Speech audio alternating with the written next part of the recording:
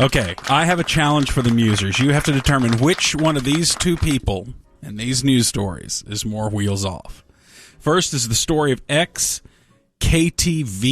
anchor Frank Somerville. KTVU is San Francisco. Okay. Frank Somerville is 65 years of age. He was taken into custody. Frank. Uh-oh. I'm going to go ahead and vote for Frank. Really?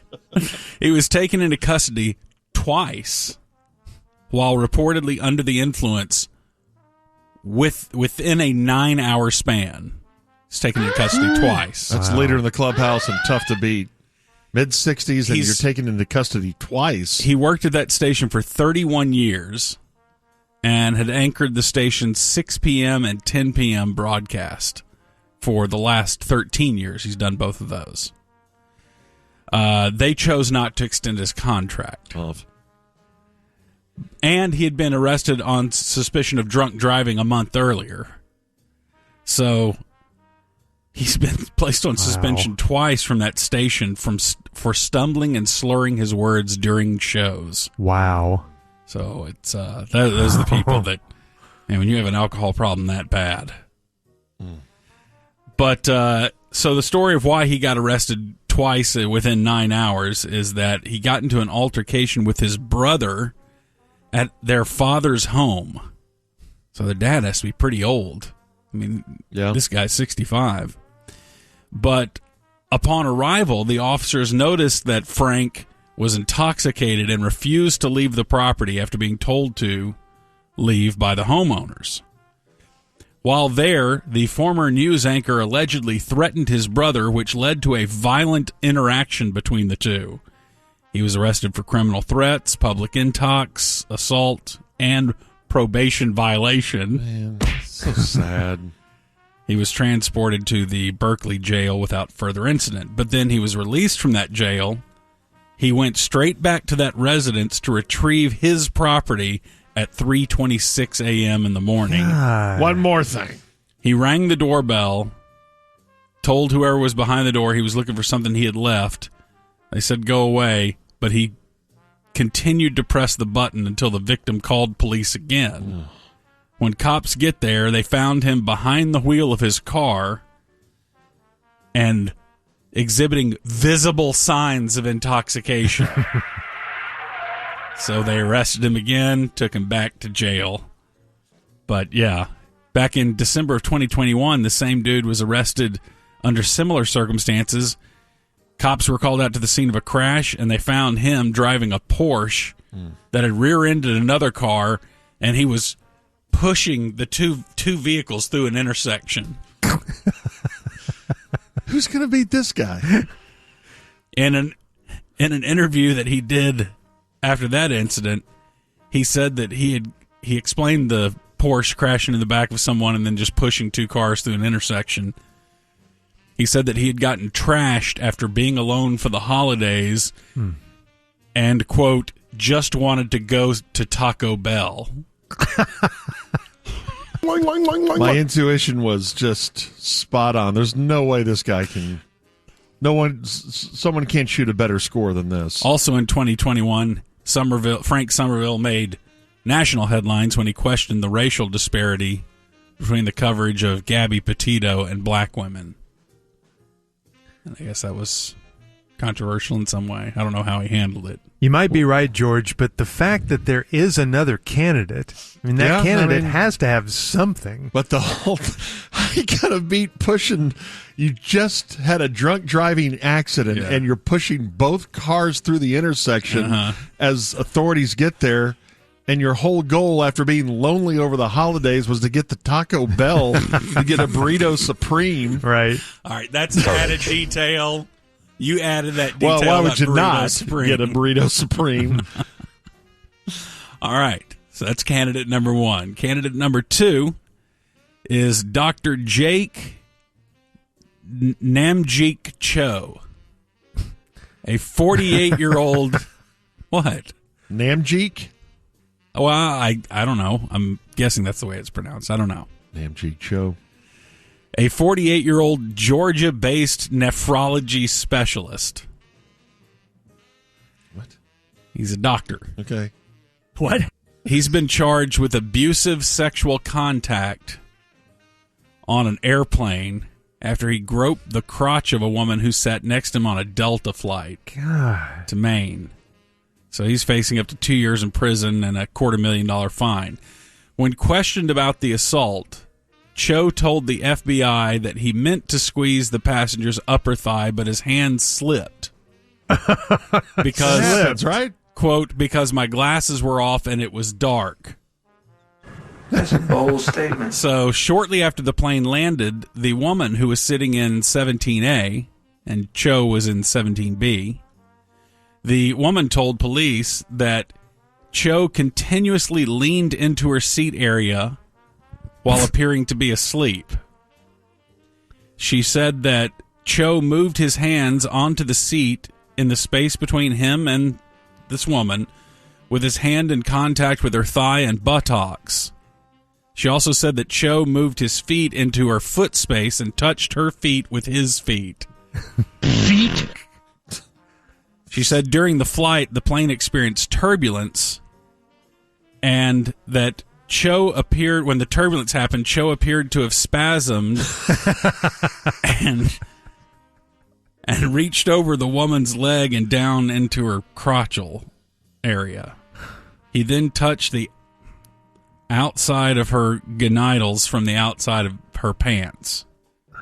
She says she moved her body as far as she could away from Cho, which she said this made his action seem even more deliberate because he kept having to move into her space, even though she's moving further away from him.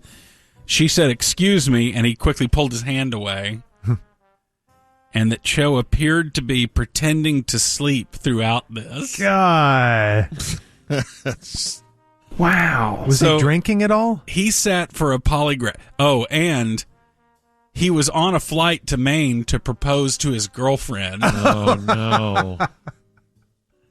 He sat for a polygraph test. Yes. And he accused the woman of making the story up.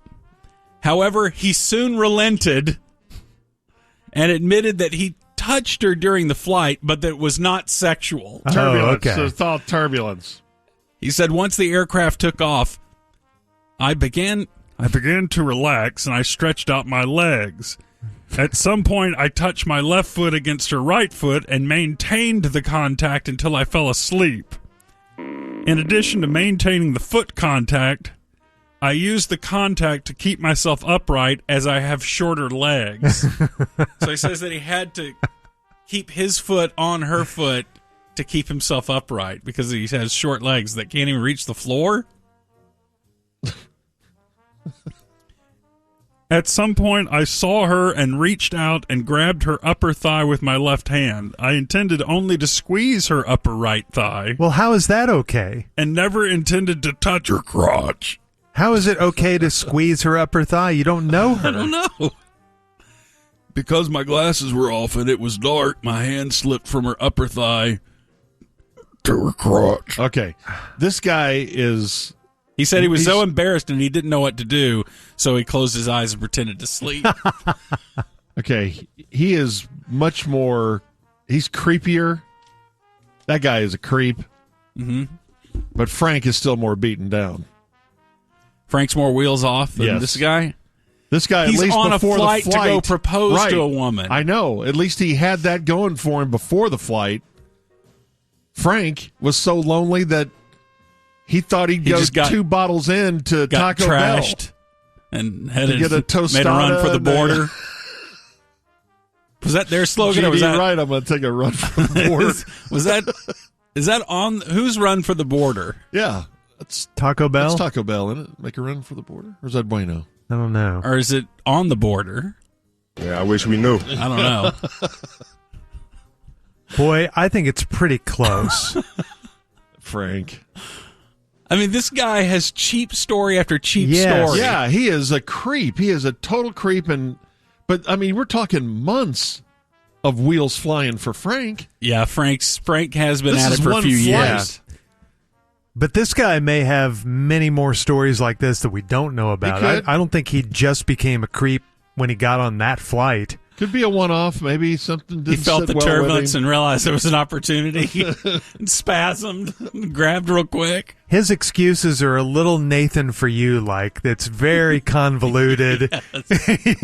One lie builds on another, or one misleading statement builds on there's another. nothing funny about what he did. No.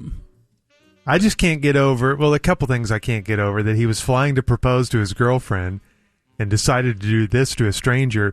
And two, that he said, all I was trying to do was squeeze her upper thigh. How is that ever okay? And the fact that he agrees to the polygraph and has bold claims at the front of it. This woman is lying. Right. And then that quickly falls apart when the first result comes in. I did it. And he starts unfolding this tale. So we got a split vote here between you two guys, right? Oh, man. All right, DJ. Well, I plead for for the two sides to come together here and agree Well, that DJ Frank, is going to be the tiebreaker. Well, let's see if we have a merger, but I have a question first. Okay. What is your exact question? My question is, which one of these two guys is the most wheels off? So we're talking about not just this particular incident, but the evidence we have there. Which of them, generally speaking, is the most wheels off? Now then, that's going to lean towards George's if I formulate it that way. if you're pushing two cars through an intersection to get to an Enchilada. Okay. See, he's clearly now he's Googled the Taco Bell menu. Right. Taco. The Gordito wrap. And it's not a bad routine. I'm enjoying it. And it's for the holidays because he was alone during the holidays. He had to. You can't beat that for. All right, I'm going to say Dr. Cho is more wheels off because he's a doctor and a sexual deviant and doing this in public with horrible excuses on the way to propose to his girlfriend. And that makes him creepier, yeah. Right. Okay, DJ, tiebreaker. Can you repeat both of the stories back? I'm siding with George. Okay, all right. So Frank Somerville wins. Do all of that for a cheesy gordita crunch. See, he's still at it. I know it. He is still at it over here. Well, he was going to get there, by golly. I just don't understand the physics of pushing two cars through an intersection. I want to see the video of this. Commitment. That's what it's called. I understand, and I will accept that the winner is story number one, but I know a lot of things that these guys don't know. Okay. A lot is going to come out over the next few months. Very vague. See, so very now vague. in this Phil-like manner, he's winning me over here. Junior is. Yeah. Because Phil was ultimately victorious by saying the same thing. Exactly right. What if you find out that Frank was really after the black bean chalupa? That could change things. That could change it. All right, that's the Odex. Thanks, Craig. Well, George, I know that you were very excited when Denton voted to decriminalize low-level marijuana possession. Okay. Now that you're in your, I guess I was excited your about that. later LBJ phase in which you've grown your hair long and joined a band and My hair's not long, and I'm You've not gotten smoking all- pot. That will happen when he retires. Long hair and lots of pot. I don't know. George tried to grow out his hair and it bugged him. I'm gonna grow it. I'm gonna grow it out. You are? Oh yeah. Well, why don't you do it now? What's stopping you? Nothing. Okay, I'm confused. But the thing is when you start growing your hair out, you do get What? I don't know. Go ahead and say it. It's so wrong. Very My hair doesn't look late anything like 30s, his. No, it early doesn't. 40s He had Germany. dark hair. I have brownish blonde hair. Who's he? The guy you're talking about. Who am I talking about? The Nazis. You know. I know nothing of the sort. Okay, we'll keep I know describing nothing about who what you- I know. Anyway, yes, you do get your hair just flops over in a very So does demonstrative Germanic So way. does yours, and yours is darker, and you have facial hair. You look But that much guy did more not have a like him. beard. If he did, he would look a lot like you when you get your hair falling in your face.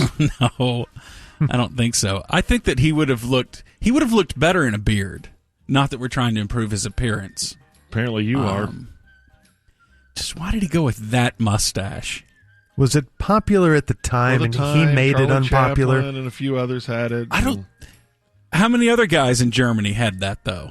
Just worldwide, I think that mustache was a thing back then, before he ruined the fashion. You think that fashion statement? You think it's impossible for people to wear that now? Michael Jordan did it, and he got away with it. They put him in commercials. I don't know how. We were the only ones who talked about it. It had to have been he lost a golf bet. Remember one vacation I saw a bartender, I think it was in a foreign country, and he had that mustache. And? Like it was nothing. I took a picture of him. You didn't? A Surreptitiously. stealthy, yeah. You took a stealthy with him? Anyway, back to Denton. Denton. Is it Denton, Dendon, or Denton? Denton, but most people say Denton.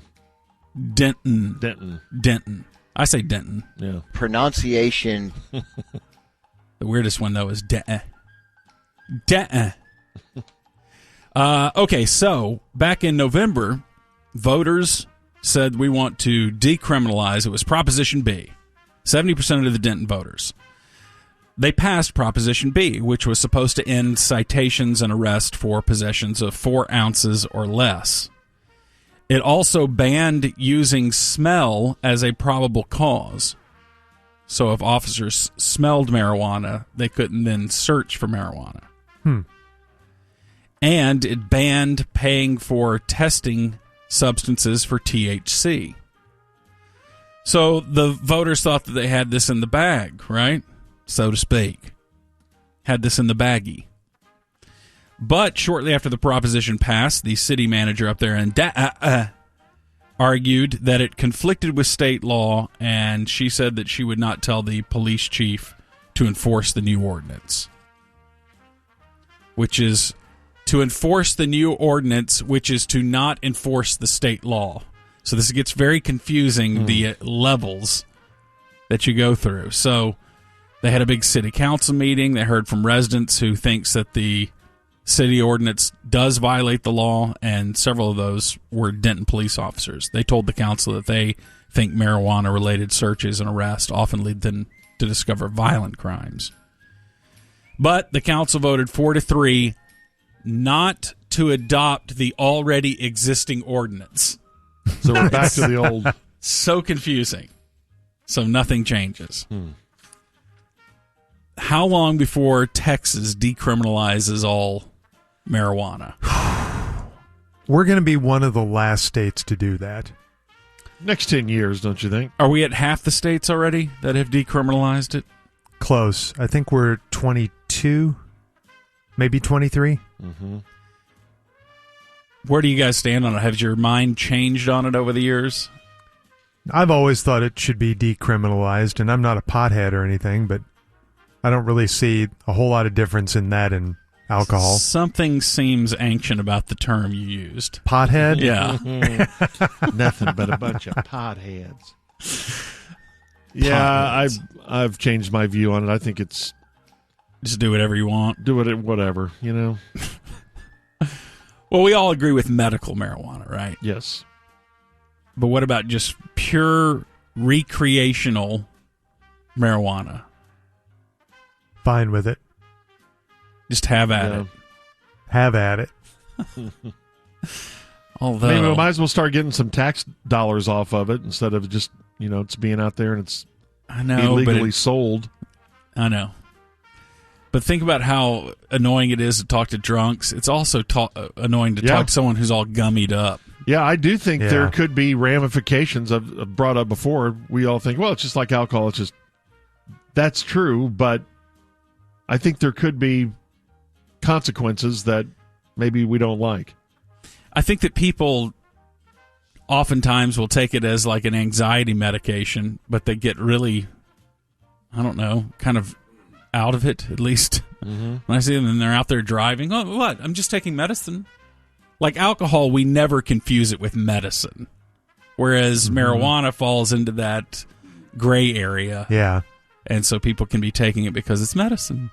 And I agree, George, there could be consequences that we don't like if we legalize marijuana, but there are consequences we don't like from alcohol being legalized. Sure. every single day somebody gets behind the wheel drunk and kills somebody. Yep. And it's still legal. Yep. So, not that that's the reason to make marijuana legal, but you have to weigh it. Do the positives outweigh the negatives? If you really drill down on alcohol, the negatives probably outweigh the positives. But just like we're going to talk about with the PGA Tour and the LIV Tour, money drives the legalization of alcohol, and it's going to drive the legalization of marijuana. Staying in for this next story, law enforcement in they got calls around 8:50 p.m. on Saturday night saying that there was a bull walking through people's yards on Malone Street just off West University Drive. I know exactly where that is. Right by the old Denton High. You said Denton weird. You said Denton. Denton. That's how you say it. It's Dent, and then you got to pause for a few seconds and say, No. They described the bull as being quite agitated and possibly on gummies.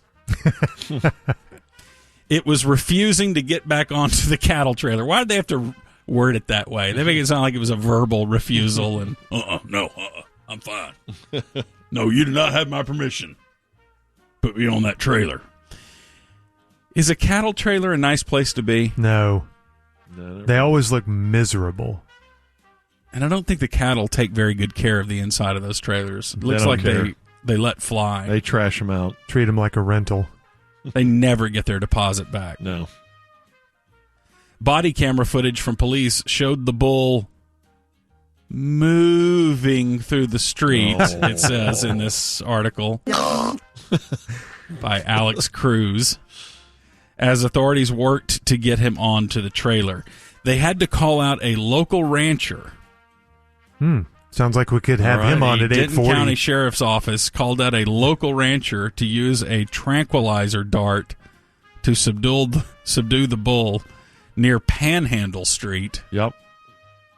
Hey, can you... Oh, it's like the handle of a pan. Just help me out a little bit. Was that what he was doing? Maybe. I'm just trying to get to Houston. I ran out of gas. For some reason, that's where people always say they're heading to. Houston? Yeah, when they need gas money from me. Always? Yeah. Always. It's always Houston. Trying to get to Houston. They never mention another destination. It's just trying to get down to Houston. Well, there is a lot going on down there. They got NASA, the Astros. All right, the people who were asking me for money did not seem to be involved with NASA. They did get the bull back to his owner after 3 hours of chasing him. 3 hours. George, you actually satinded on a bull. I've never satinded on a bull. Man, that was really intimidating. Was it scary? Like, could you imagine? He still could have jumped up, even though he was in the gate still. If he was really angry with me. Angry, I think is the way it's pronounced. That was in Fort Worth, right? That was Mesquite. Oh, it was? Mm-hmm. Mesquite Rodeo. He could have trampled you in the chute. Oh, skeet. Totally. I wanted y'all to open the gate. I bet I could have done at least 6 seconds. That would have been the funniest thing that I'd ever witnessed. I had it on the back of a bull. I was giving hanging you the head on nod. for dear life. Let's go. I'm ready. He would immediately slide over to the right side, and he'd still be kind of hooked onto the bull, and the bull would be dragging him for a second or two. I'll defend George here. Maybe, I wonder, because you're heavier than most bull riders, does that affect like how much the bull can buck George off? Yeah, he didn't want any of me. He would have just hit the ground harder, George. Nope. Yeah, I'm thinking that maybe that... I've been to rodeos. I've been around cattle. I'm around cattle daily. I think I could have stayed on there for a good 4 or 5 seconds. You would have screamed so loud if that gate had opened. I don't know why y'all didn't. In the chute. I don't know why y'all didn't open the gate. Okay, I think we can set this up. No, that was back then. I couldn't do it now. Back then, that was like 20 years ago. You think his Hitler hair would go crazy on the back of a bucking bull? What? My His what? mustache would get knocked sideways. Don't have a mustache and don't have that style of hair. Hair looks nothing like his. And wildfires from Canada have darkened the skies over America. Have you seen all the pollution? I mean, it's headed down into Ohio. No, I have not seen them. Look what he just did. Oh, my God. He put his hair down and I did not. onto his forehead. And, he's taking a picture. Take a picture, fine. I don't care. My hair's fine. Couldn't get my phone out fast enough. And, so the wildfires from Canada have now polluted American skies. When are we going to do something about Canada? I'm tired They're of all always this polluting our air. wildfire smoke come streaming across the border. Look at him. Oh, he had shake hand. What are you talking about? Like We're Hitler doing a in, radio show, and you're talking about stuff that is not heard. Well, he's getting some private thrill from inhabiting that character for even just a moment. Taylor Swift going out with Austin Reeves is the latest report. What? The Lakers great. The Sooner. Wow. Well, he's had a big month. No kidding. They were spotted together at a bar in Arkansas. Wow. Austin Reeves. Yeah. He can't believe his life the last 3 months. He is such a superstar now. So she went from a long-term relationship, like 7 years with that guy, and then she broke up. Remember, she was going out with the leader of 1975. What's his name? Oh, I Matt like Healy. them. Suki Wanahana. The 1975. They're great. Matty Healy, and that lasted for 2 months before he decided he had about enough. And wonder now how long NBA Austin player. Reeves will be able to stay on that bull. So to speak. Birthdays today. Tom Jones, 83. Greatness. Is his middle name Lee? Tom Lee Jones? No. My Never got it. Never got Really? it. No. You don't like, what's new, pussycat? Whoa! No, they gave him a weird list of songs to sing. Yeah, that is a weird song. I don't think when he started his career, they handed him a list of songs he They're had the to sing. strangest songs we can find. Make a hit out of these. Jenny Jones is 77 in her day. Liam Neeson is 71 inches. Every year. Going home. Gordon Gano from the Violent Femmes is 60, lead singer. Dave Navarro, the guitarist, is 56. Carl Urban from Star Trek is 51, the 2009 Star Trek. Bear Grylls, Man vs. Wild. Used to watch that show. 49. He's been on the show before, I think. Yeah. Mm-hmm. Have you noticed a lot of people now saying verse instead of verses? I brought this up a few times on the wrong. show. It's one of my pet peeves. Wonder why that is. I don't know. Bill Hader is 45. Greatness. Funny. Are you watching Barry? No, I refuse to. It's gotten really disturbing. Michael Cera from Juno and Arrested Development is 35. That's George Michael. Greatness. You think he's funny? Yes. It's soccer. Yeah. Iggy Azalea is 33. Emily Ratajkowski from Gone Girl is 32. Mike Madonna, 53. Greatness. Allen Iverson, 48. Wow. And Anna Kournikova is 42. Been in studio with us. Yes. And remember what Craig did after she left It the wasn't studio? Craig. It was It Gordo. was not Craig. Sniffed her chair. Oh, okay. Yeah, That is how not about that true. one? That is not true. That's Muse. We haven't heard from Tiger Woods yet on this, but we have a number for Tiger, so let's call him now and see if he'll give us his thoughts. This would be breaking news. Would be the only station in America Oh, yeah. getting Tiger's first thoughts.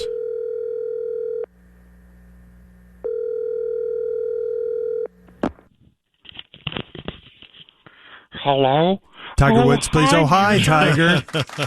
How's it going? Hi. Hi. Not too good. I'm pretty pissed this morning, to be quite honest. I bet.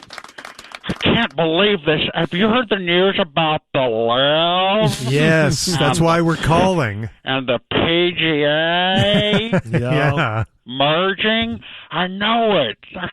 This is a bigger betrayal than about half the things I did during my marriage to Elon.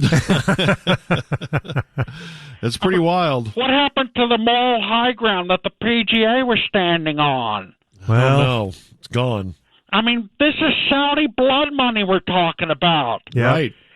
These are the people that did Pearl Harbor. And now Well, we're taking money from them? no, I think you're a little confused. It sickens me. The hypocrisy. Yeah. You know the only thing that sickens me more than the hypocrisy?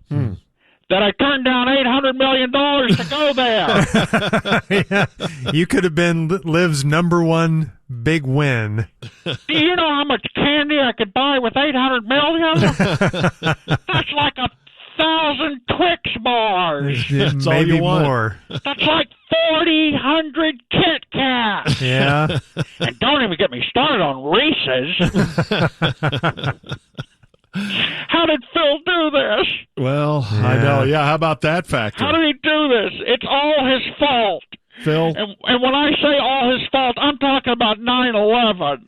Oh, now, Tiger, I don't know about that. Hey. And now he's gloating on Twitter. Yeah. That just really sickens me. Makes me sicker than the time I mixed Pop Rocks into my milkshake. It hurt so bad.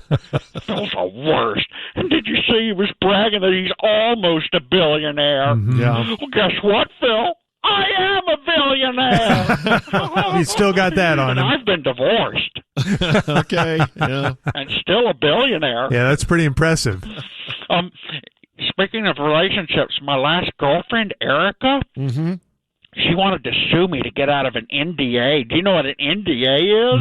Yeah. It's a non-something agreement. Disclosure. Yeah.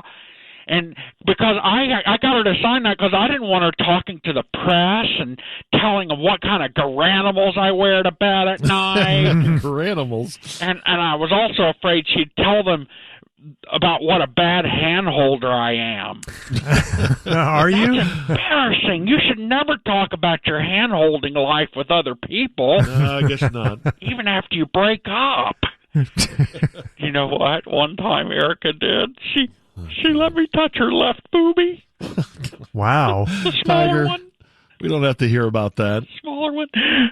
But it was still a boobie. She even let me draw a pizza on it, and it had one pepperoni on it. Right? Okay.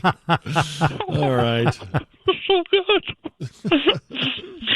You know who I'm glad isn't alive to see the Live Tour and the PGA Tour merge? Who? No idea.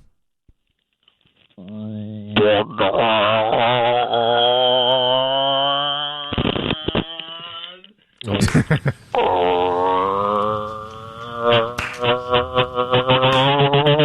dad, Earl. What a wind up.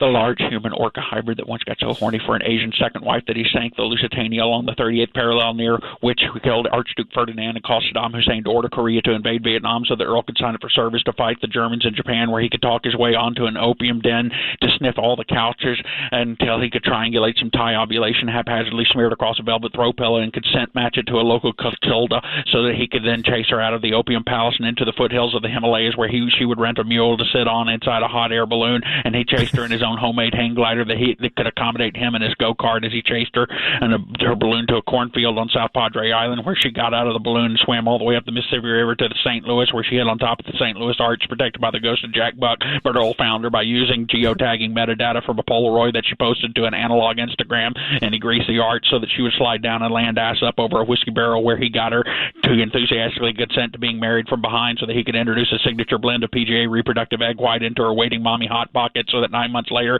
she had to squat over a waste basket in Mike Deuce's cubicle at Fox 4 and fire out a 15-time major-winning non-live golfing fetus who would later grow up to cheat on a Swedish supermodel with a Waffle House waitress who had grooming issues and smelled like a wet dog when it rained. Earl sank the Lusitania? He says hi. Bye, Muser. Bye, Tiger. Good luck. Bye. Good luck. So Rory has spoken out before the Canadian Open. He said, I guess this was this morning. Is today Wednesday already? It is. Jeez. He said that it's hard for me not to feel like a sacrificial lamb. I put myself out there. I still hate Liv, and I hope it goes away. He said. But he said he has mixed emotions, and there is something good here in that the litigation goes away. He said that was a massive burden for everyone, and we can now work towards unifying the game of golf at the elite level. Okay. But But yeah, he's got to be bitter if the PGA was pushing him out there every chance they had to talk, and meanwhile they're back. I'm sure he's pretty defeated back there negotiating with Liv. Yeah, no, go ahead, Rory. Go ahead, Rory. Go ahead. You keep talking out there. Keep defending us. Keep attacking the Liv. Hey, listen, Liv, let's get together, man. Let's do a merger. You're so sexy. Oh my God, you look so great. And I did. No, go ahead, Rory. Keep talking. Yeah. But Rory is not the golfer. That is my favorite that we need to hear from. Now, George, for some reason, has claimed that this guy's my favorite golfer. Well, you're listening to what he had to say, and you're jumping up and down and clapping and thinking it was the greatest thing you'd ever heard. You know what BD stands for, don't you? Bad decision, coach? No. Guess again. Bishop Dunn. No. There you go. Bishop Dunn. Guess again. Couldn't stand for Bryson DeChambeau, could it? Well, it sure could, George. And when I told you that he was in this interview with Caitlin Collins from CNN, I lost energy and fell out of my chair. Why? Because I think he's so full of it. He's wearing a cap. He's local, and he's got a lot of friends here locally. I don't know him personally, but what I've seen from him publicly usually makes me want to gag a little bit. You'd probably love him. Probably would. He's wearing a cap that says BD on it. He didn't go to Bishop Dunn. George guessed that Bishop Dunn golf hat off. George guessed that it stood for something else. You want to tell us what you guessed it stood for? I assumed his name. No, that's not what you said. You said it stood for big douche. What? What? I didn't say that. So he's talking with Caitlin Collins, who is the fast-talking CNN reporter. She's not fast-talking. The heck she's not. You think Caitlin Collins is fast-talking? For think of the same woman, yeah. Is this the Caitlin that won the gold medal in the decathlon in 1976? No. This is the one who hosted the town hall meeting with Trump. Yes, okay, we are talking. And also was the one that had so many conflicts with Don Lemon, and Don Lemon eventually had to leave. I think she's a pretty good reporter, but you're not amazed sometimes at her run-on sentences as she's reporting? She used to, I guess, report from the White House. You still do that? Why are you policing the way women report? You're like a foot from me. Just do the show with me. No, I refuse. I'm not going to sit here while you attack women. Okay. I'll stop attacking women. Mark, go ahead and play your favorite golfer. For the first time in your life, see you'll what stop sort of attacking mind women. vitamins Bryson's going to give us here. Okay, so here's Caitlin and talking to Bryson.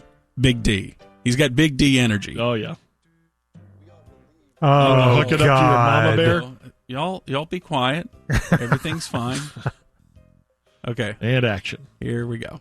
We all believed that there was a better path to potentially grow the game and give people a new viewpoint and fresh perspective. What? If I hear grow the game one more time, I'm going to lose my flipping mind. That's what it was all about. You think Bryson DeChambeau really them? cared about, we just want to grow the game. And they wanted to grow the game and okay, give people some new viewpoints. What's wrong with new viewpoints? All this sounds great to me. And it sounds like he and Phil would have done this if there wasn't any money involved. Anytime I hear grow the something, it's usually not going to happen. Okay, just stop. Okay, so here we go. On the game of golf. And I think that's what you're seeing here now is that it's finally coming to a place where the PGA Tour realized it, LIV realized it, we all realized that we're better together and not apart. Well, of course, See, that is a unifying message. Better together for a guy who left the apart. PGA Tour for guaranteed money, but he wants to unify now. He wants to unify by leaving the PGA, make $100 million together. Let's all make $100 million together. Okay. One thing that's not behind closed doors, which we do know, is that the LIV Tour is backed by the Saudi Public Investment Fund, which of course is run by and backed itself by the Saudi Crown Prince Mohammed bin Salman. Because of this, that is why it has earned so much criticism, including from the families of 9/11 victims. And the group put out a statement today saying, quote, the PGA and Monahan, referring to the commissioner, appeared to have become just more paid Saudi shills, taking billions of dollars to cleanse the Saudi reputation. How do you respond to that? Well, I think we'll never be able to repay the families back for what exactly happened just over 20 years ago. And what happened is definitely... Passively saying it's a long time ago. You think that's what he's saying? Yes. I don't think he that's brings what it up he's again saying. too. I don't know if that's what he's saying here. And the way he said, be able to repay them for what exactly happened. I'm not even sure what happened. It's still up in the air as to what happened. Something about planes and over 2,000 people dead, but we don't exactly know. Happened just over 20 years ago, and what happened is definitely horrible. And I think as time has gone on, 20 years has passed, and we're in a place now where it's time to start trying to work together to make things better together as a whole. I have deep Stop. What? Do you think in any way he's worried about Saudi-United States relations here or Middle East? I think that he United States relations here. I think making long it a better before world. he ever heard about Live, he was very concerned with how we could start working with the Saudis to repair this disagreement that we had back on 9/11. The only thing he cares about is why his natural golf way has not broken the game like he promised he would a couple of years ago. And then why Augusta National is not a par 66 for him anymore. I have deep sympathy. I don't know exactly what they're feeling. I can't ever know what they feel, but I have a huge amount of respect for their position and what they believe. Nor do I ever want anything like that to ever occur again. I think as we move forward... See, and that you have to agree with him on that, don't you? Because there's a lot of Americans who are wanting that to happen again. But not him. He doesn't want a 9/11 to happen again. Something like that to ever happen again. So that's good. You got to have some good... Huge amount of respect for their position and what they believe. Nor do I ever want anything like that to ever occur again. I think as we move forward from that, we've got to look towards the pathway to peace, especially in forgiveness, especially if we're trying to mend the world and make it a better place. Oh, my gosh. You think he gives a flying fart about mending the world? Would you let him talk? Please. How much did he get for going to Live? How many units of forgiveness did he get? Yeah. 100 million? How much peace did he get? $1 bajillion. He did not get $1 bajillion. Let him talk. From that, we've got to look towards the pathway to peace, especially in forgiveness, especially if we're trying to mend the world and make it a better place. I think this is what they're trying to accomplish. Liv is trying to accomplish. The PIF is trying to accomplish. We're all trying to accomplish is a better world for everybody and a way to provide great entertainment for... Oh, great. That's an awesome plan. Let's make it a better world while providing great entertainment. Yes. He got $125 million to join Live. His world's he great. Got $125 million to make the world a better place, Greg. You said trying it to accomplish. The PIF is trying to accomplish. We're all trying to accomplish is a better world for everybody and a way to provide great entertainment for everybody around the world. It's not just about 9/11. What does it make you uncomfortable at all? Because it's not just that they're accused of financing terrorism. They also are accused of killing a Washington Post reporter, Jamal Khashoggi. How do you feel knowing that that is where the money is backed by? Yeah, I mean, look, it's unfortunate what has happened, and that's something I cannot necessarily speak on as I'm a golfer, but what I can say is that... Wait, stop. He's a golfer, but I thought he was trying to mend the world just seconds ago. He should be concerned about that. Okay, well, that was seconds ago. The world's changed since seconds ago. What they're trying to do, what they're trying to work on is to be better allies, because we are allies with them. And look, I'm not going to get into politics of it. I'm not specialized in that. But what I can say is they are trying to do good for the world and showcase themselves in a light that hasn't been seen in a while. And nobody's perfect, but we're all trying to improve in life. And nobody's perfect. Nobody's perfect. I mean, sometimes I hit a shot out of bounds.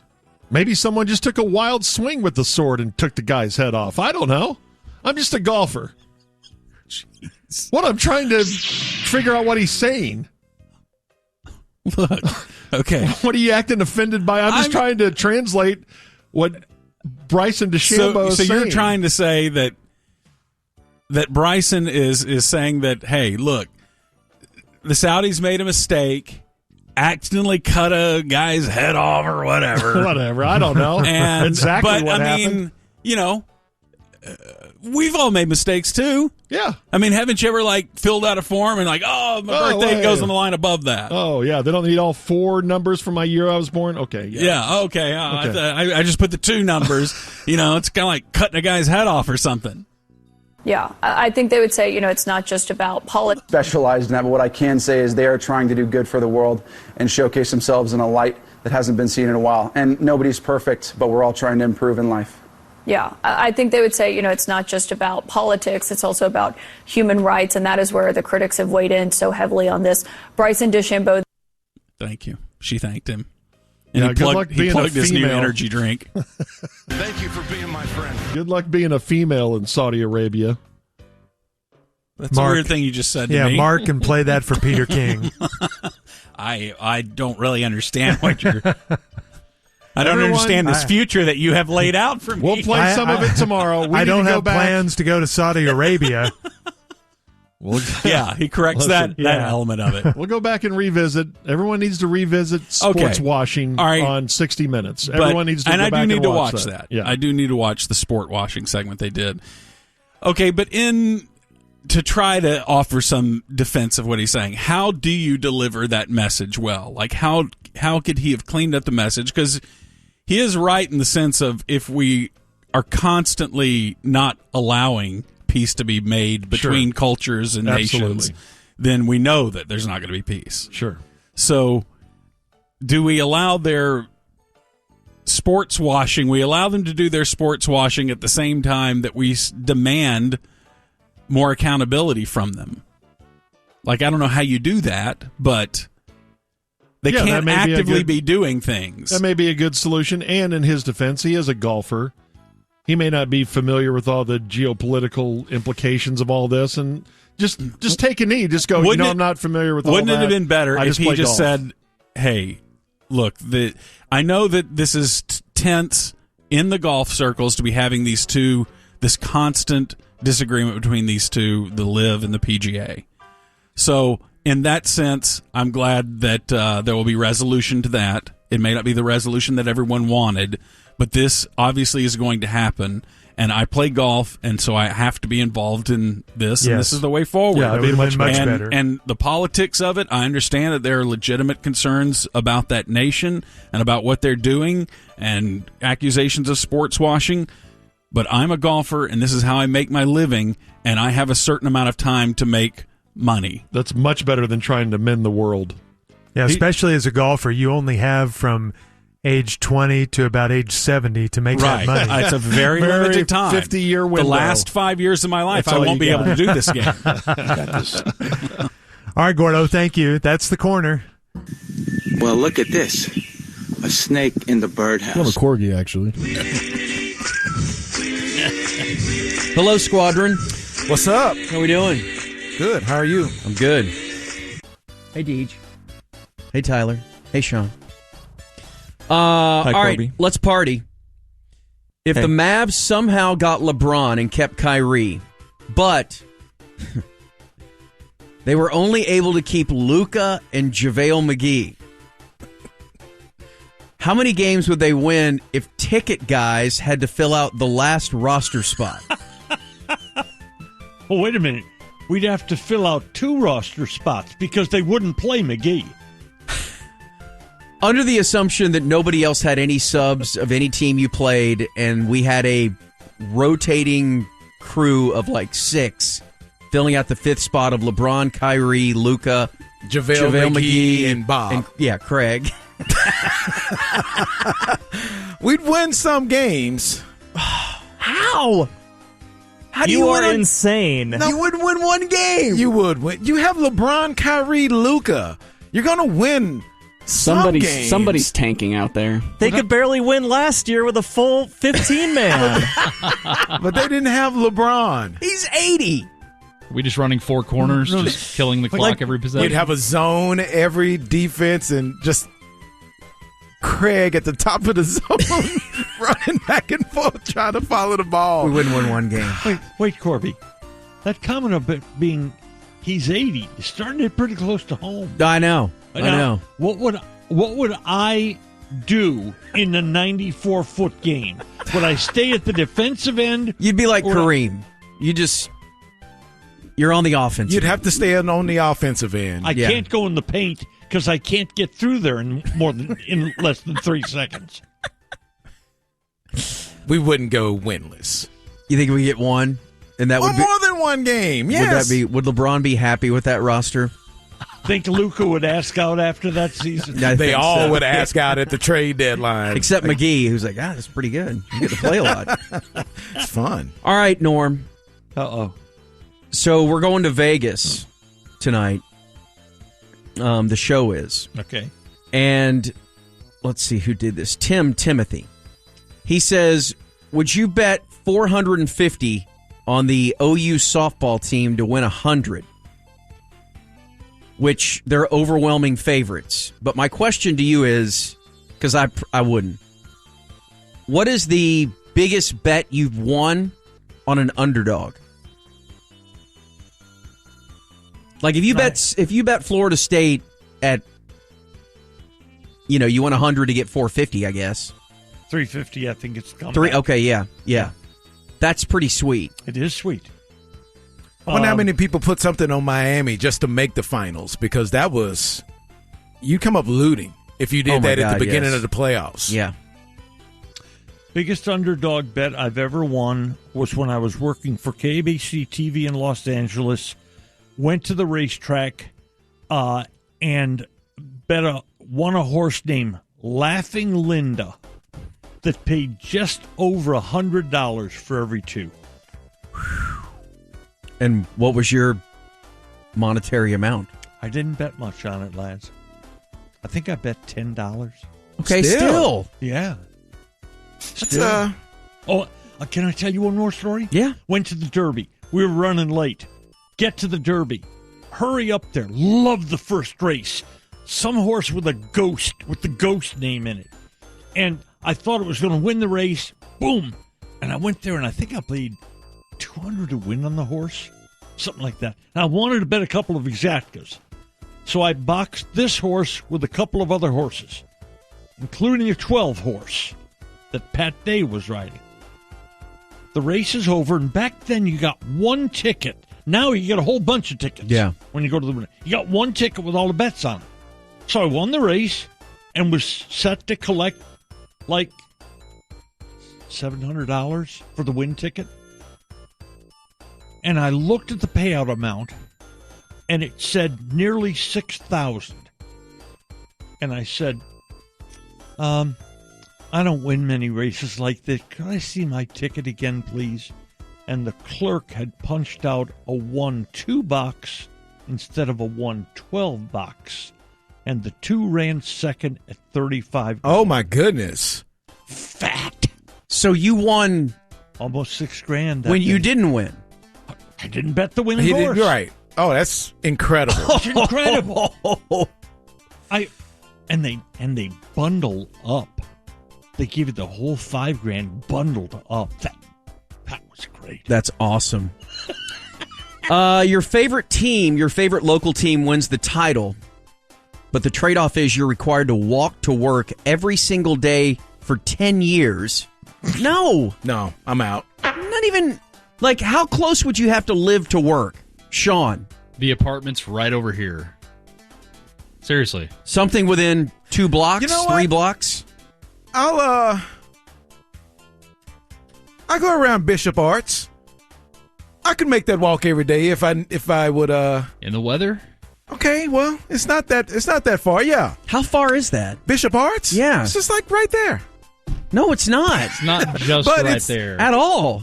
Like you'd have to walk across the what bridge Marge? that is. No, it's not Marge. It's the other one, like the Marcellus Bridge. But it's not that bad.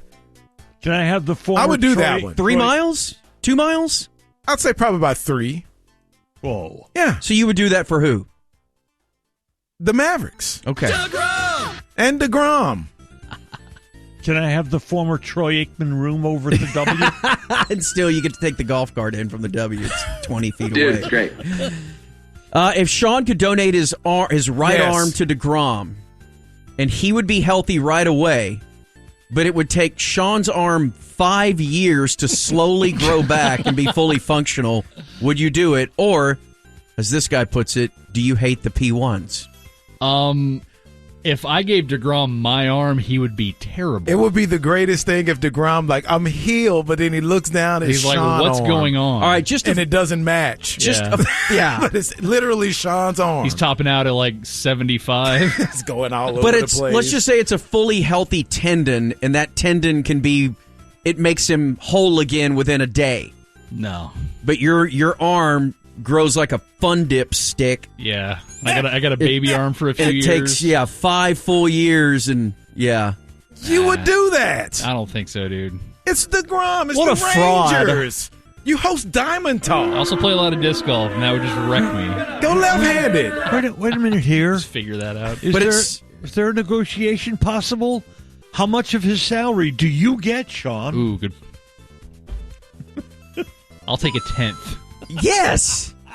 But I want to see like the first month when it's tiny with a tiny hand. Yeah, but I'm Sean just has to developing keep fingers. watering it, and right. It's trying to make it grow like a chia pet. For some reason, it's like Sean turns into like a dog, and he's always licking it. Yeah, trying to keep it clean. Got to put a cone of shame on me. Then he's happy when he can actually like clean his own butt. It's long enough to clean his own butt with his right hand. Do you want to watch him drink? Yeah, I do. We give him like tiny little thimbles that he has to. I got extra long straws. Pull over. Yeah. He keeps licking. Or that's the only way to make it grow. Yeah, I have to lick it. Got to lick it constantly. Oh, let's please what is make that guy this doing? happen. You can match Corby's weird arm. Yes. Stay out of this. Since today is National VCR Day, which I did not know. I didn't know that. What is one tape that you watched on VHS over and over again? I'm assuming you didn't have a ton of VCR tapes, Norm. I bought a Beta. Oh. Not a good decision. Porn doesn't count. Oh. What? Tyler? Do we have...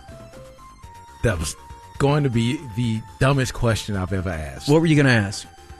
Do we have porn VCR tapes? Dude. I don't remember. Yes! I don't think I never had one, The but 80s? absolutely. That's all they were made on. I said it was the dumbest question I was going to ask. Caught yourself. I didn't have one. I'm trying to think. I know we had Fletch on VHS, and I used to watch that a lot.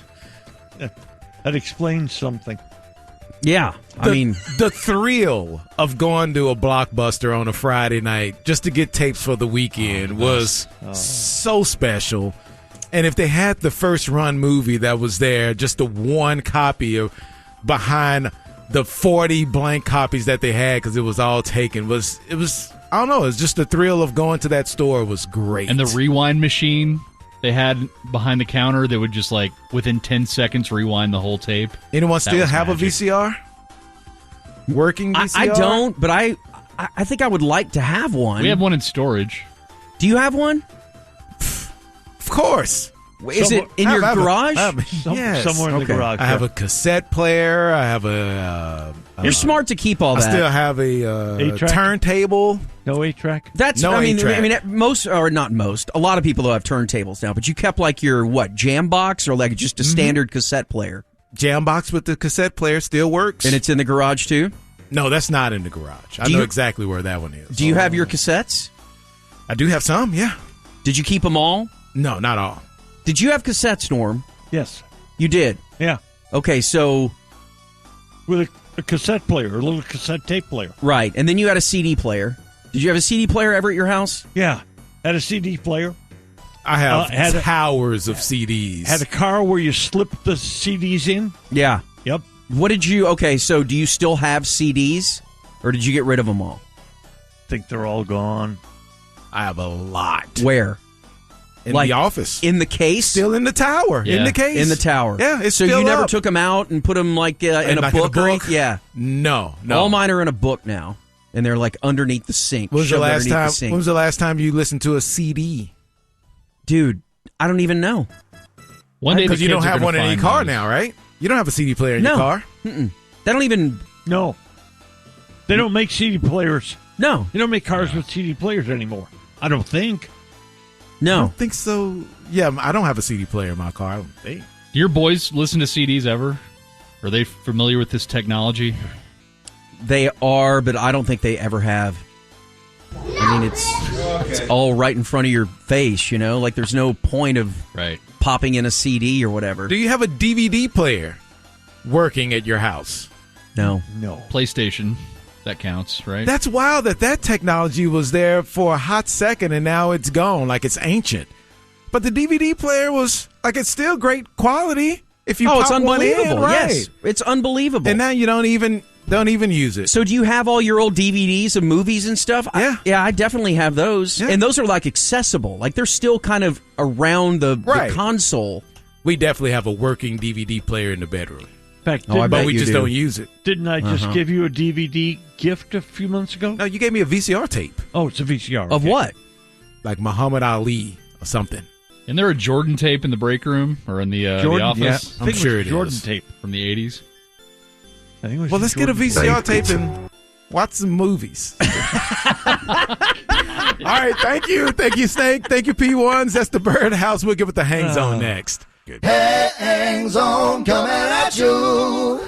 Previously in the Hang Zone. Well, let's kick this thing off like we love to when we have news like this, and it's primarily for our producer Blake Jones. 2 new North Texas baby giraffes have gotten their names. The Dallas Zoo has named its new giraffe calf Cora. That's our top news story. Blake loves baby What do you animal want? news. You want a murder and Sanger? What do you want to lead off with? He's got you there. No, yeah, go ahead. Hey, Ken Paxton's getting impeached. Yeah, do you want to do that? You're Let's just fun. How do you think the trial will shake out? All right, we are joined now as we take a pause from our Lexus game recap by Stars forward Dennis Gurionov, who scored not once but twice tonight. Dennis, do you read us downstairs? Are you feeling good about your game tonight? Hi, Dennis. Do you hear us? Bruce, do you think Dennis hears us downstairs? Is that Dennis? But it's easy to talk about. It's easy to sum it up when you just talk about practice. We sitting here, I'm supposed to be the franchise player, and we're in here talking about practice. I mean, listen, we talking about practice. Not a game. We talking about practice. How many concussions have you had? Probably 5 good ones. 5 good ones. Do you ever? Does it affect you now or no? I don't know. Probably. Yeah, you might have had 50, and you think it's fine. That's right. They just gave you a Tylenol and told you to get back out there. Yeah, that's the hockey mentality. Now you go in the green room and the dark room for a few days. And do you ever see how they treat NBA players and wish that could have been you? I don't know. I'm not in the whole woke deal. No, not being woke, but I just mean as far as they don't have to wear a suit on the plane. I know. It's a little. They kind of get days off if they want. Yeah. Like, you could have used a day off or two. The inmates are running the asylum, aren't they? Yeah, but something, I'm an inmate. We got plenty of days off. Look, okay? He assaulted the customer, grabbed the cash, and ran out. So, how say when, height-wise? I'm going to start up here. Just tell me when. I'll start in the bottom.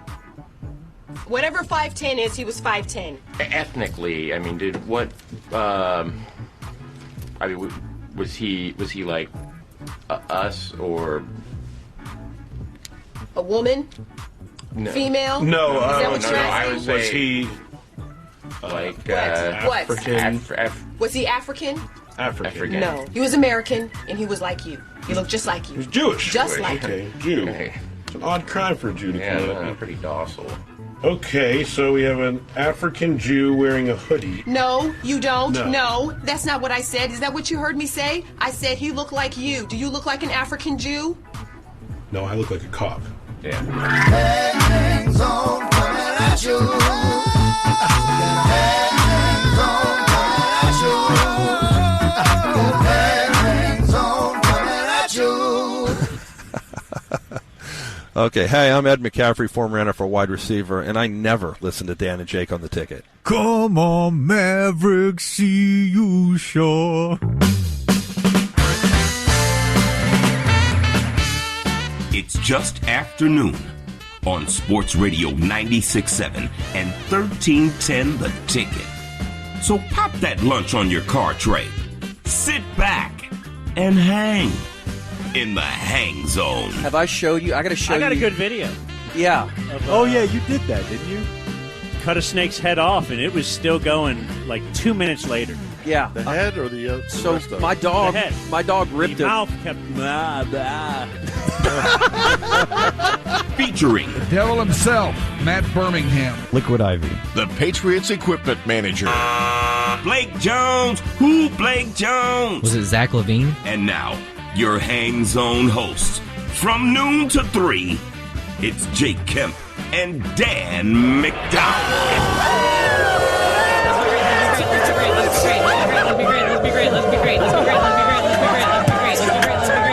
What name?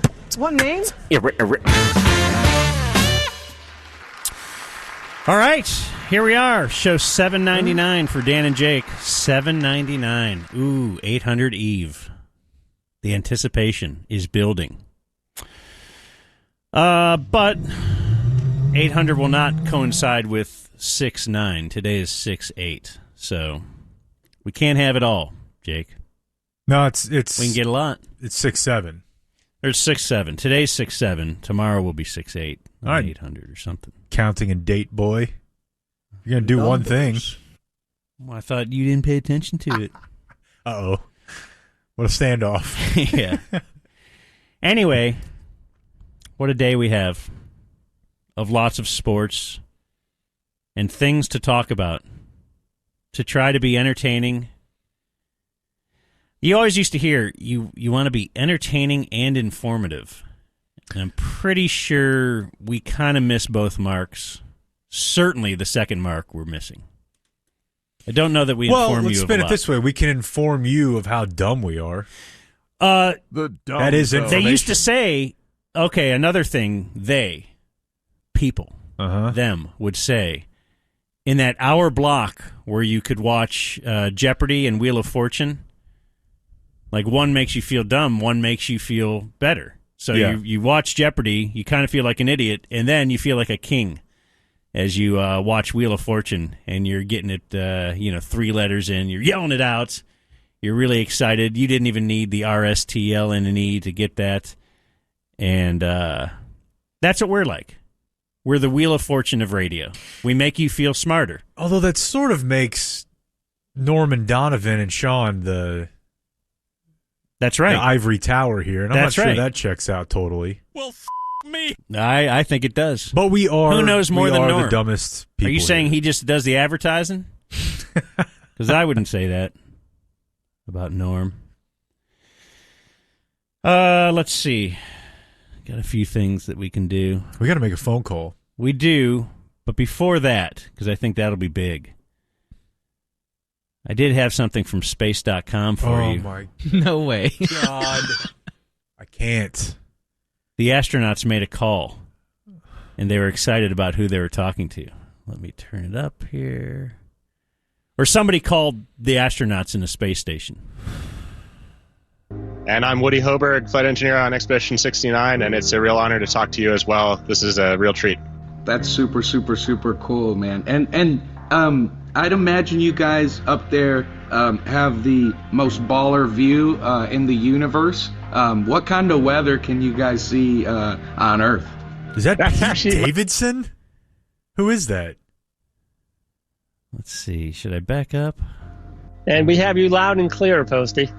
Oh. Amazing, guys. My name's Austin. I wanted to say... So is Post Malone's real name Austin? Mm-hmm. What's happened to him? How long you got? Is he sold out? He's very different now. I don't think he was... No. He's huge. He's from Grapevine, It's not and just that now he's huge, it's he's that- calling and- the yes. International Space Station, talking to astronauts, and idea, they're fired Blake, up about it, or at least feigning the idea, Blake, that interest. he's sold out would require him having any sort of build up to fame prior to White Iverson, which didn't exist. I mean, this is why you get the term industry plant, which I don't necessarily think is true, but as I've told you, I believe it's on the list. My buddy was his manager for a few years, maybe a couple years early. He didn't have a career that he built and then became huge like most artists do. He was dropped into things with White Iverson. In fact, I went to go see his first live performance at Trees. And you know what he did? White Iverson 7 times. Because after his third song, he's like, I don't really have any other songs, guys. And he just did it again and again and again. And now he's one of the biggest artists in the world. So you can't really say somebody sold out. Hobnobs with Jerry Jones. Well, his father's a close business confidant of Legends Concessions. Oh, okay. Yeah. So he didn't actually exactly pull himself up by his bootstraps? I don't think so too much, no. I don't think so. And now he's calling people in space. Now he's calling people in space. You've never called anyone in space. I don't intend to. I don't wish to. I don't Space desire Force. to. I also have something I don't care if they come back. Whoa. Yeah. That's what you get for fooling around out there. I don't necessarily wish them well, but I wish them no ill. No, I'm just saying you're quick to, when we do a news story, point out, well, what'd you think was going to happen if you were, I got a story about a guy who got eaten by sharks on a shark observation expedition. Right. You get, you die in a car crash in the, in NASCAR or something, and you're driving 200 miles an hour. Well, what'd you think? Yeah, I mean, sometimes Tony Stewart runs you over. Yeah. We shouldn't have been. Well, that's Tony Stewart just caught a stray today. That's all right, though. You shouldn't have run someone over. That's right. If you don't want to catch a stray. I have something really odd, somewhat disturbing, but not really. It's so this is from the Soch on Twitter just a few minutes ago. Someone said that they're on the Dan McDowell Trail of Tears. And he says, hey, where do I go from here to find Rose? Rose is a friend of my mom, and my mom is like 70-something. Rose is 80-something. Anyway, he sends a picture. Apparently, he's right in front of the house I grew up in. From age 5 to 18, I lived in this house. 4 to 18, maybe 4.5 to 18. Once Mom married her second husband, who's the father of my brother, my half-brother, I guess. Yeah. That's where we lived, all grade school through high school. Right, and that dad was named Craig, just like your brother. And I'm named Dan, just like my dad. Right. My mom has never named a kid. She's had 2 kids. She didn't have kids with third, right? No. Okay. That's the stepkids. Okay. One of which who is Clay Travis's wife. Right. Okay. But anyway, do you find that? So this is like the corner of Delwood and Richmar in Cleveland, Ohio, Westlake, Ohio. So it's just a little neighborhood in a small suburb of Cleveland. How would someone have found this information? I don't know. That's pretty weird, man. Like, what if even your childhood home? Yeah. How would you find that? Like, if you want to find out where you live now, that's probably pretty easy. And public records. Probably anywhere you've lived as an adult, for sure, anywhere where you had ownership. Yeah, but I certainly didn't have any stake in this. That's really weird, man. So yeah, they pretty found creepy. The corner of Delwood and Richmar. We would have the Delmar lawn cutting service that we'd print up flyers. And I think I might have gotten one customer out of all the years. I was like, guy who would, I put the flyers all around the neighborhood. Never got a customer. No one wanted me to cut their lawn. I think I had a and now solid kids don't want to stable work of anymore. 6 or 7 lawns. Did you? Yeah. And it was all about getting it cut before TRL. What's TRL? It was the way that we could Total Request Live on MTV. Oh, okay, I thought that's what it was. Yeah. But I thought, and I can't remember lawn cutting would maybe have it was different. 1 or 2, but you just wanted to get all of your lawns done before the top 10 videos of the day, so you could watch 30 seconds of Blink 182. Yeah, they would always get shorted, but you get a little Ba with the Ba in there. Little Kid Rock, little Britney, little Christina. Times were good. I don't know how somebody would do that, but it is very creepy. You want to go take a picture Creepy, on but kind of cool. Marie Street or Ridgetop in North Richland Hills. That's where you grew up? Marie Street is the house where my parents took me home to from the hospital. And it was a weird deal. I don't know that I totally had this correct, but the house that my grandfather built and that my mom grew up in was across the street. And then they owned a house across the street, which my mom and dad lived in, and I think another house next door that one of my aunts and uncles lived in. Wow. Yeah. And my mom had Guess that's good for a babysitting. lot of brothers and sisters, so it was a whole big family sitch. Anyways. The Dan McDowell Trail of Tears could have been a lot weirder, you know? I don't know. That sounds like it was going to be way seedier. Rose, 80-year-old Rose, and 70-some-year-old mom. Yeah. What's on the... They're very fired up that the new Mission Impossible is... Oh, they hell love 80s I love hunks. Yeah. Who doesn't? So if Tom Cruise is in a movie or if Sly Stallone is in a movie, they are like... They'll go the Thursday night showing. Hey, this is 817-9. Whoa. Right now, leave me a message, and I will get back to you as soon as I can. Thanks. At the tone, please record your message. Ty Walker's When you have finished recording, you may hang voicemail. up. You want to tell press him? 1 for more options. Yeah. Hey, Ty. Moment of silence for the Iron Sheik. Is that a wrestler? What what? Is that a? That's a wrestler, right? Well, it was. Is that Roddy Piper?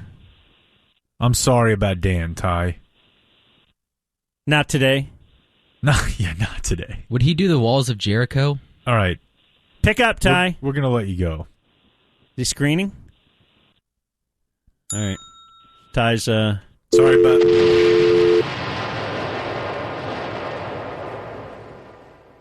All right. Chris, well, go ahead. No, go ahead. It's not that interesting.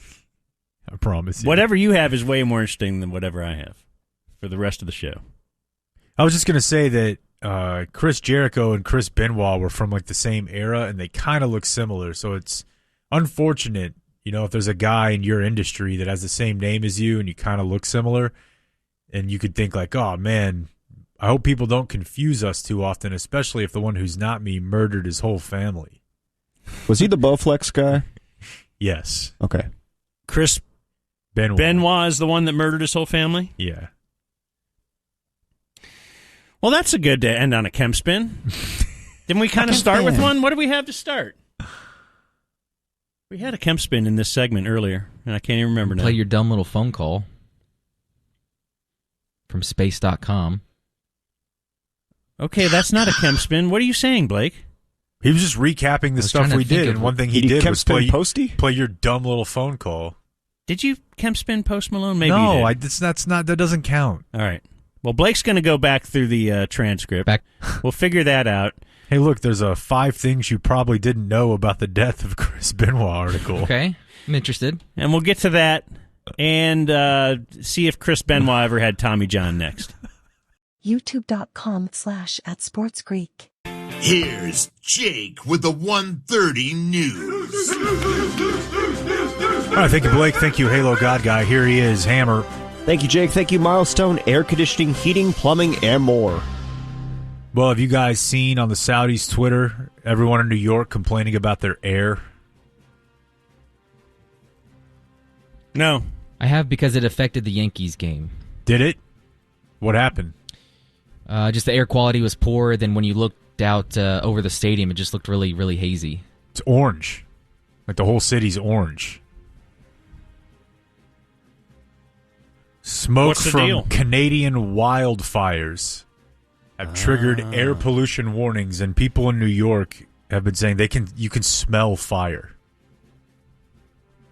This is from New Jersey, the view of downtown Manhattan. This is today. So the first one on the top left there is 4 or 5 hours ago. Okay. got like a District 9 type horror movie feel to it. Wow. Yeah. And so Herschel Walker was right. Yep, they sent over their bad air. All these terrible countries are sending bad air. Well, I thought the air decided to move. Yeah. Yes, for freedom, for our freedom. It is kind of funny, though, that health officials in New York are saying, hey, you know that the mask you probably still have from that 2-year-long crippling pandemic we had? Well, now just use it for the bad air. Yeah. You know the one you still have from just not that long ago? Remember? Dude, I have boxes of masks at home, and this weekend sprayed a little something on the lawn. Pulled out a mask. Libs. You know, it looks ridiculous, but my grandfather always used to mow in a mask. He was an old man out there in his black socks and his... My wife will do that because of... A shirt. Because of allergies. Yeah. You know, she gets on that riding mower for the second time today. But yeah, we used to have just a couple masks lying around for that, and now we have 1 million. I don't mind wearing a mask, man. It really just depends on the mask. I certainly don't mind it on a plane. I didn't do it the other day. I should have. Yeah, I was one of just a couple people. Couple of nerds. Do you want to get sick? Oh, you don't want to be sick on a plane? Bitch. Yeah, but don't you know that actually the air circulation in a plane is more so than... You like that? Uh-huh. Mask expert guy. Do you remember the story that we did a few weeks ago about the substitute teacher in Mesquite who was... The Fight Club? Yeah. She's now been criminally charged. 24-year-old Natalie Garcia, 4 counts of endangering children, as there was video where she not only let a fight happen, she sort of cleared space and had other students watch the door. So first, teachers aren't allowed to have relationships with students, and now they're not allowed to set up a fight ring? I mean, what next? You took all their books. What are they supposed to do? Yeah. Books! She's accused of also setting rules for the fights, which that just feels like responsible. Yeah, that feels like she would be saying that on the stand. Look, 4-pointer. That's like my mom. Haven't I told you I was... Yeah, I think we both told our stories. I was about getting beat up outside by like 3 or 4 different neighbor kids, and then she yelled out the window, and I thought she was going to save me, and she said, if you're going to fight him, fight one at a time. I was like, that's even worse almost, because that's going to prolong, if they all just beat me up right now. I thought she was going to save me. And then I could do you're lucky she called me in. I was about to kick all of your asses. Yeah, and mine simply asked that we move it off the concrete. So that when you fell, it would be on the grass? Yeah. So what day is your Apple Vision Pro getting in? I saw this, the new headset, right? The Apple's getting into the VR game? Yeah, and it looks really cool. Are you being sarcastic? No, I think if you just put this on and walk around, you look like a really cool person. Okay. I fell for it. Yeah, and Jake's a good actor. One of you is going to buy this. So you're out on this? Me? The initial price is like $3,000 something. $3,500. Yeah. $3,500, which kind of makes you think of, man, when they first put out the iPhone, you're like, wait, you have to pay nearly $1,000 for a phone? I don't know if anybody's going to do that. And then they sold like 1 billion of them, and people now just assume a phone should cost $1,000. Yeah, and I'm sure they'll fold it into your plans somehow or something, right? Some data company gets involved. It's not $1,000. Just $30 a month. $30 a month, yeah. For $500 a month. And wait, how many months? Whatever. Here's what you should sign up for. The one where you could turn it in and get a new one every year. And then you never stop paying $30 a month or $50 or whatever it is. Right. Yours never gets more expensive. It just stays the same at $30 because you keep asking them for a smaller and smaller phone. Although yours may get more expensive because your phone is now like a record player. They're like, go to the vintage vault. So I like how you're trying to turn the narrative on your giant phone. People know. Jake's they phone. do. People know you're carrying around an iPad mini to your ear. Yeah, I said this last time we talked about it. I'm never wearing one of these. And one of our good buddies, I will P1, absolutely have one. P1 hit us up and said, Jake also said he'd never wear AirPods. I bet he's changed his tune on that. Incorrecto, amigo. Someone gifted me AirPods, and the only time they go in my ear is in bed. I've never worn them outside of the house. I've never made a phone call on them, and I never will. You've never walking around the neighborhood or something? Nope. And when you call me and my car starts acting weird because my Bluetooth's real janky, yeah, I have a pair of wired headphones that I keep in the car so I can talk on those. And for workout, I use the wired but wireless, so they're connected in the back with a little strap, but they don't have to connect to your phone. I like those way better than separate free-flowing. So a Bluetooth connects to your phone. Yeah. But not wired. Yeah. Okay. So in the grocery store, when you said you have headphones in so people wouldn't talk to you, wired? Yep. That's a more aggressive play, actually. Yeah. You could whip them off. You can. And a lot of people don't think that you would just be walking around in those with nothing playing. But with AirPods, everybody walking around looking like Ben Stiller from Something About Mary, people just leave those in. It's like, oh, maybe there's nothing going on there. This is just a cool guy who wears this all the time, whether he's listening to anything or not. I want you to get one. Wear it around. Wear it at the airport. You'll look great. Do the show in them. That's going to happen. The headset? Yeah. Yeah. The VR headset?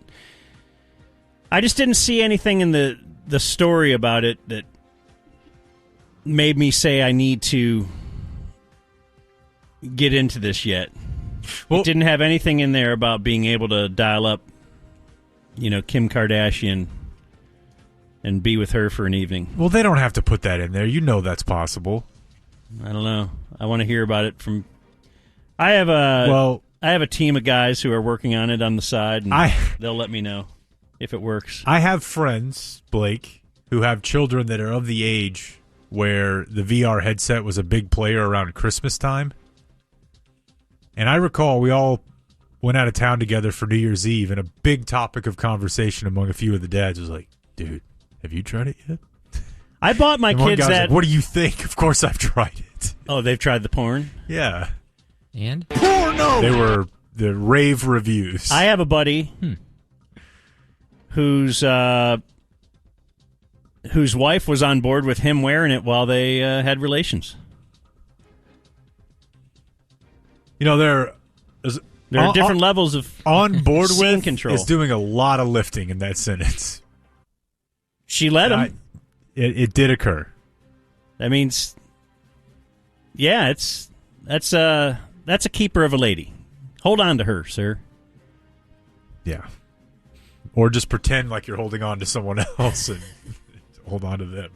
All right, that's going to do it for the 1:30 news. Coming up at 2:15 today. That's right. What if you were in prison and just to get through it, you had to have a VR headset? Then would you get one? Maybe. Okay. So only if like a dude is forcing you to make love to him would you wear one just to be able to transport. Do you think that's how that goes a lot? Do you think that's how most sexual assault in prison works? Is the guy's like, come on. He's just... I'm doubtful, as it were. All right. Well, you've got a lot of problems with a lot of people here on the station because last week, or maybe it was even a couple weeks ago, May 26th. He's coming to America. Enter Miami? That front line? Our good friend, the 6th Hang Zone member, Justin Montemayor, the hero of the hardwood, said this on social media as the Stars were fighting in the Western Conference Finals. He said, I've noticed literally everyone references other sports during their Stars talk, but you almost never hear the reverse, and it's incredibly telling. So we're having Stars talk, and we're saying, you know, Miro is kind of like he's more of the Tyson Chandler of the team. I don't know.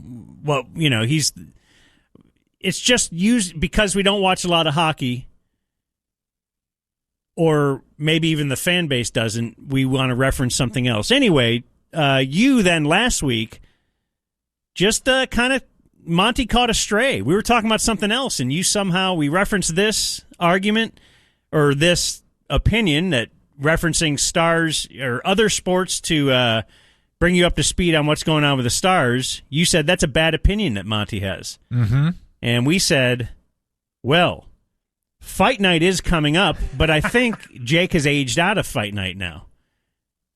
By the way, if you want to fight, email the ticket. Go to theticket.com. You can find out how to get involved in Fight Night. It's coming up. So without Fight Night available to settle this, we thought, okay, the next best thing is let's just settle it by having Monty on the phone. So here's Monty, Justin Montemayor. Yeah. If I'm doing Fight Night, I'm going to fight EA. We're just going to stand there to see whose heart gives out first. Are you upset that Blake got to meet Lucid? Got to meet who? Lucid. No. Of Optic Gaming? Monty's above this. Oh. Got him. See ya, Monty. Bitch. No, I didn't meet Lou. I don't want to meet Lou. Are there different stratifications here of how does it that he looks down on it? You both love online games. Yeah, he's probably just down on it. I just don't know who that is. He's more into the playing the show and collecting players and building a team. I'm just into lame esports. He's into playing. You're into watching. Yeah. You can say that. Yeah, we're in the reverse when it comes to sex. Yeah, apparently. Right. Everyone's got their Falwell category. All right, so I've never had a nipple ring ripped out. So you are upset. Or state your position here on the people referencing other sports to help talk Stars. Yeah, that I think that most people on the station don't know enough about hockey or the Stars, so to kind of buffer their segments, they reference other sports. And the crazy thing about that is I think there's 2, maybe 3 people who don't rely on that much, and Jake and Bob, and they're the 2 that have had public opinions against my opinion. Now, to be clear, mine is public on the radio show. And I'm sorry I didn't reply to any of your tweets asking me about it, but we've talked about this. You texted me privately about it. That's right. Yeah. There's no need because your follow-up to your tweet was, yeah, I imagine so. I noticed a couple weeks ago, and I've been trying not to do it myself. And my point to you was that certainly no one up here is watching as much hockey as they do the other sports. And I would say that even the amount that we do watch is a lot more than the average Ticket P1 does. And I don't know how representative the data we've seen is, but if we're to believe that, it's way, way down there on the interest list. Way down there. So I just assumed I did do it because to me, if you're talking to a group of people who don't really have the context of the Stars or the NHL or the NHL playoffs, that's a helpful way to do it. But what I thought was funny about your deal was you're saying, hey, I'm going to not try to reference these other sports now because that's a weak crutch as a stand-in for being like really into the Stars or really into the NHL. So you're going to stop doing that.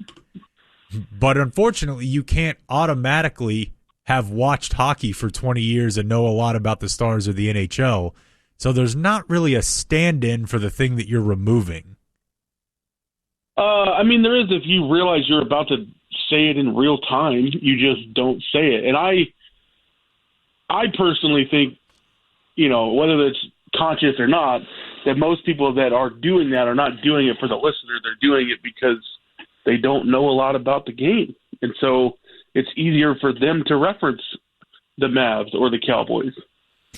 And see, what I do instead of referencing the Mavs or the Cowboys is just read a bunch of smart people who write about hockey and then just read their opinions and say such and such said, rather than being able to have my own.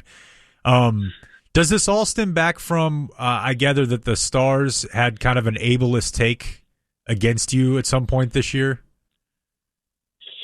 No, this isn't like a slight to the Stars. I just want to hear about you trying to buy season tickets. Okay, fair. I did try to buy season tickets because I went to a game last season, and it was awesome. I had a great time. I liked yelling "Who cares" at random moments. No, you didn't. Oh, absolutely. Like, they would just announce some dude on the ice, and I would yell "Who cares?" And I had my buddy tell me, "Dude, that's not right there." But it was awesome, and I was like, all right, next season I want to try to get like that exact seat for the year because it was amazing. And by seat, I mean an empty spot on the floor where I could wheel up. Not a whole lot of overhead for the Stars, but I tried to call and say, hey, I'd like to get season tickets for them. After I got the email from whatever Stars rep reached out to me, and we were going through the process. He's like, yeah, I'll get you some good games. Let's get this set up. What seat did you have? I told him the seat, and then immediately he's like, oh, I'll have to call you back. I'll check with my manager. Okay, thought that was weird. Never heard from the dude again. I called him back, got a voicemail, emailed him back. He never responded to me, and so I just wasn't able to buy anything. It's an injustice. So now you're ripping them. I'm not ripping the Stars. I'm ripping Actually, here we are. We're in the middle of a heated battle. It's between our own Jake Kemp and our own Justin Montemayor. It's about the fact that other people will reference other sports during Stars talk just to try to bring the Stars' relevance up. And Justin ran with this for a few weeks after it. So I'm still doing it. It's fun. I think here's what I'm going to charge you with, because you will engage on Twitter. I think you are making this change within yourself, because that's one of your big things is you want to improve yourself by not doing this, right? Yeah. You don't want to say CD Lamb is like Jamie Benn or something. Exactly. But that's silly. CD Lamb wouldn't be. It'd be more of an older, maybe a Jacob deGrom, who really has a lot of talent still, but he's older and certainly could be injury prone. See, now I get the deGrom thing. Yeah. Yeah. Anyway, I think you're making this change because hockey fans. This is a hockey fan vocal complaint on. It's just like Twitter in general. It's a small group of people, but they're very loud and annoying. That they've complained about this over the years. That how come when you guys talk Stars, it's about you have to reference the Cowboys or blah blah blah blah. And I think you are reacting to the vocal mob. To be honest, I really don't remember seeing that when I thought about this. I thought about this listening to a show, and then it kind of hit me. Now, when I made that tweet... Which show? Let's rip them. I won't specify. They were an afternoon show. Like, post-noon. All right. I didn't specify. You did not. No, there's a lot of shows that are on afternoon. Sweet drop, man. But I don't remember a particular tweet seeing that. But yeah, when I posted that, there were a few Stars fans that were like, "Yeah, I've noticed that." And then all I need, Dan, is like a couple of people to affirm what I'm doing, and I'll be dug in for life. Okay, well, I got someone else that you are in bed with here. Okay. Someone named Diana Taurasi. So apparently this is a WNBA star. She's 40 years old. And she said she's kind of like the LeBron of the WNBA, I would say. She says, I think we've established a league of amazing players, not only currently in the WNBA, but going way back before that. It's funny. I hear on broadcast whenever I do watch a WNBA or college game, quote, hey, Caitlin Clark is like Steph Curry. Why can't she be like Katie Smith? Angel Reese, she rebounds like Dennis Rodman. Well, why can't she be like Rebecca Brunson? I think it's a lack of education and research, really. You're in good company, Monty. Caitlin Clark was the defenders of women's basketball and hockey. I think she's a little wrong, though, because the other day I heard Van Gundy compare Caleb Martin to Cheryl Sweeps. The other way, yeah. He's like, look, I don't know. This guy's kind of a spot power forward. Yeah, but you know what? As I've always said, Dan, you know this. If you won't take advice from me, take it from Diana Taurasi. That's right. Kind of the Monty of the WNBA. Don't wish that horror on her. That what? Horror. Okay. Oh. Yeah, he was dug. And by the way, you were pretty dug in until Bob started tweeting you, and then you were less dug in. Like, I'm sorry, Mr. Bob. Yes, sir. Not you. I would never call you out. I call it the Sturmy Cup playoffs. You are Bob's little bitch. What does that feel like? Look, just because I was Bob's bitch, we get to call it out. All right. All right. Well, Monty, this has been great. Give our regards to the Ebola nurse, to Nina Pham. Oh yeah, I need to send her report. I know you work with her regularly. Go unlock Aaron Judge. That's after work, sir. I wouldn't do that. That's time theft. Right. During work, you're calling us. Theft. You're calling us. All right. Thanks, Monty. See ya, Monty. Bitch. Bye. All right. There he is. Man, I pummeled him like Nolan did Robin Ventura. You know? All right. That was good fun. Once again, the Hang Zone presents Why Today Doesn't Suck. A lot of times I get like, hey, you're that guy from Saturday Night Live. And I go, yeah. And then they go, that show sucks. No, see, that's not good. That's not good. And now, here are your hosts, Jay Kemp and Dan McDowell. It's a ticket for rip. That's a newsman right there. The great Baldy. All right, at 2:59, let's throw it over to Honey Baked Ham. Thank you, Jake. Eatsy's Market and Bakery brings you the Batman to Jake's Robin or the Stockton to his Malone, Dan McDowell. I don't want to be Karl Malone.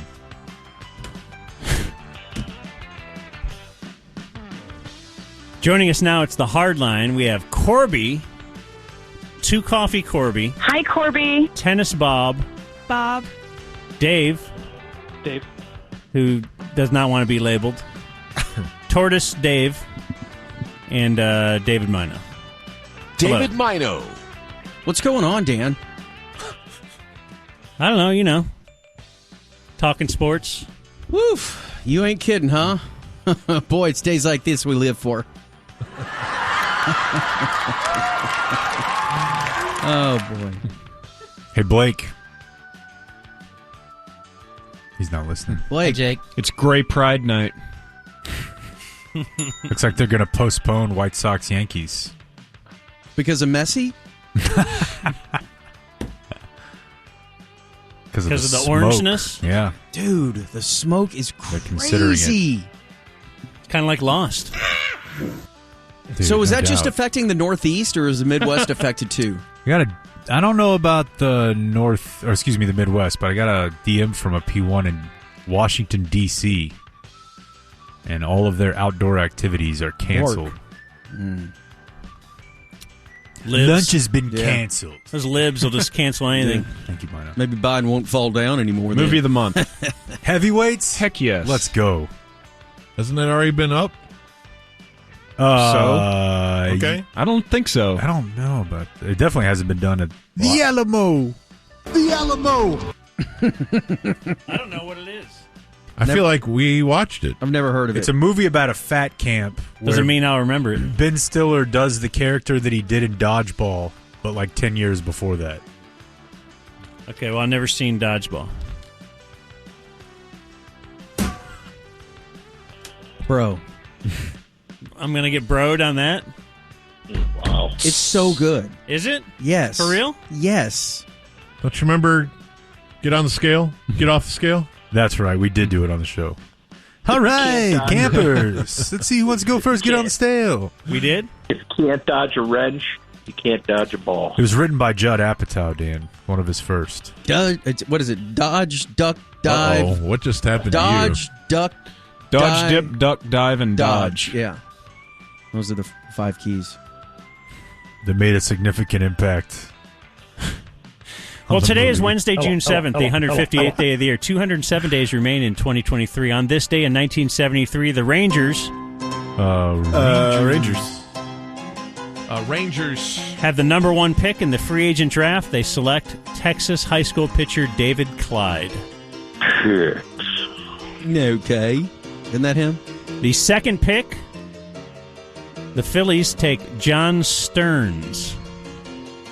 The third pick, the Brewers, who'd they take, Corby? Robin Yount. That's correct. Some would say Yount would end up being better than Stearns or David Clyde in the long run. There's a lot of debate about that, though. There's only one reason we're doing this. Because it's sports. Hot. And we're a sports talk station. Opinions. On this day in... Then I'd like you to pronounce the name of the only guy who's won an MVP at 2 positions correctly, out of respect for the game. Bork. There you go. Robin Bork. On this day in 2016, 5 people killed, 4 injured when a pickup truck struck a large group of bicyclists from behind in Kalamazoo County, Michigan. The driver was under the influence of drugs, was convicted of second-degree murder, and sentenced to 40 years in prison. If he only suffered from affluenza, this wouldn't have... He would have got off. But he didn't. It's the disease you want to catch. Yeah. And on this day, 1 year ago today, actor Matthew McConaughey called on Congress to reach a higher ground and pass gun control legislation 2 weeks after 19 students and 2 teachers were killed in a shooting in his hometown of Uvalde. And they did. Yeah, I believe that's all they needed. I don't think there's any more assault weapons left. They said, wait, McConaughey? Oh, damn. Here, pull up a chair. Sit down. All these years. We want to hear what you have to say about this weighty matter. P1 birthdays. We have Alex Lundy says, it is my birthday. My leaders are Tim Taft. And my friend Tim Taft, who called more than most. Earl the Intern and North Sentinel Island. I'd like to hear you chase down Brad Doherty for a liner. I don't have picks because I have progeria. From Alex Lundy. We know him, right? That's a good dude right there. Yeah. Doesn't have hair. Doesn't have hair. Which could be a benefit. It's overrated, bro. Hair? Totally. Happy birthday. Please wish my ham-bodied friend Logan Kirsting happy 24th. Leaders are Dan Jake, Dave Raymond, and The Napkin. Would like to hear McConaughey bless the mood. Thanks and go Saudis. Oh, you ready? From Charlie White's. Bless. You realize, Bob, that the Djokovic-Alcaraz match will start at 4 a.m. over here in Las Vegas? Bless. Oh, really? Yeah. Tennis. Well, it won't be on during our show then. That's cool. No, it won't. Won't be on during the Ranger game. It'll be on whenever the Saudis say it is. What if all of the NFL now is going to be airing at 2 a.m. and stuff? Yeah, you got Romo with a little gown on. I've been laughing thinking about Jim Nance in Butler Cabin with a full Saudi headdress, wearing a burqa, handing over the orb. Male. Why am I? I'm ready. Matt Purvis says, Sup King. This is your biggest gay P1 wishing myself happy 37th birthday. Happy Pride. Leaders are Pride Dan, indeed. Jason Robertson's pitching skills. God. And Jim Nill's no move clauses. How is someone that is that elite of an athlete unable to throw a ball? I didn't see it. Did he throw out the first pitch? Well, imagine me, but even worse. He can't throw. Like, he doesn't know how He to can't throw. skate. He can't skate. Then he dropped down the submarine, like the quiz. I don't get it. Fire one right in It there. just seems like if you're like an elite professional athlete, you're able to run, throw, catch, kick. Do you think and it DeGrom doesn't look awkward? Can DeGrom hit a... Forget skate. That's a specialty. Well, no, just a slap shot. No skates. No, but the slap shot is an unnatural thing. Picking something up and throwing it is what cavemen did. And then a woman caveman would do it, or cave woman, and we'd be like, why does she look like a loser doing that? I like a woman caveman. That's better. Yeah. Well, then Ben Wright explained why she couldn't throw. That's true. He'd like to hear TC Ticker T's screw-ups. And I don't know what that is, Matt. Never heard that myself. I'm TC, Rolanda McClain status. Next. God. Still got the T's in. I still. Oh my gosh. I like picture Did him he ever get one right? in like a gopher hole, and then he just emerges to say "Regalk," and then goes back down. You have a clean one? Did he ever do one? Boy, that one Ticker T's led to so much. Oh, my goodness. Led to me sponsoring a, not my softball team, but someone else in our league. I sponsored one of the, 8U teams with Regonk.com, and there was TC's silhouette, on their dugout. They would put up that little sign every game, because Regonk.com is the one who funded their uniforms that year. It was yelled out by a hip-hop artist at halftime of a Clippers game. It got me a job here. How? I made the Regonk Christmas songs. Yeah. Did you make the Regonk word search? Go. I think that was founder of the Austin Hang Zone, Guttery, yeah. Austin Guttery. Yes. Or the Regonk crossword. It was just, that was the only word. And I have my Regonk cufflinks still. And we got wear them pretty often. The original name, image, and likeness fight where TC was threatening legal action over the cufflinks and the crossword. Oh, wait a minute. This is a classic. Takes a minute, though. Is this your doing, Ham? Yes. Intern Ham made this? I brought him on as an intern and was suspect a little bit. Then, as semester closed, I'm like, whoa.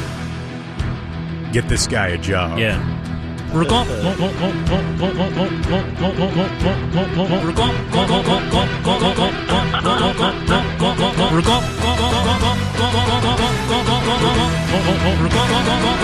Is that why TC hated Ham?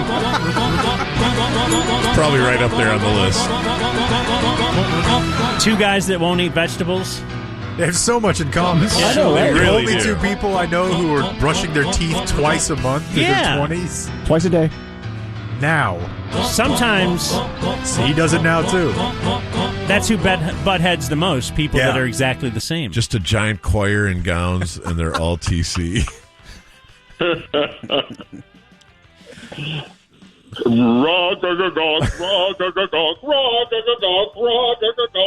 Yeah. Other birthdays we have, Mike Madonna, 53. Happy birthday, Mo. Hockey player in the world. That woke Did he stuff. figure out his SAP channel? Extremely hot. Yeah. Just saw him a couple weeks ago. Still cooking? Yeah. Didn't get fat in retirement. Hasn't gained an ounce. I mean, there was a 0% chance that guy was getting big. He looks perfect. Man. Oh, Dennis Gurianov, former star, 26. Lost him for a minute there. Montreal Canadian. The Dennis system. Christian McCaffrey is 27. God, I love him. The same age as Zeke. Isn't Steve 27? Very close friends with his mother. I don't know if you guys knew that or not, but she's a dear friend of mine. Contact completely. She's a dear friend of mine. Allen Iverson, 48.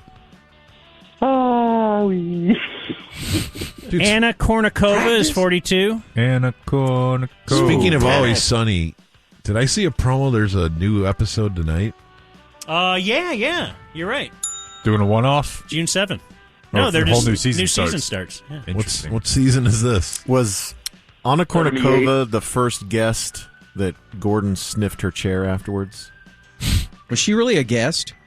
That was she was in brought up studio. this morning, Dave, so I think you're right. Wrestler Mick Foley is 58. Ticket stock, yep. Is that The Undertaker? That's Mankind. I've had about Legend. enough of you today. But I don't know if it was the first. You're Had a wrestling rubber band slander. stapled to his face. Probably at some point. He was the hardcore champion of the world. Liam Neeson is 71.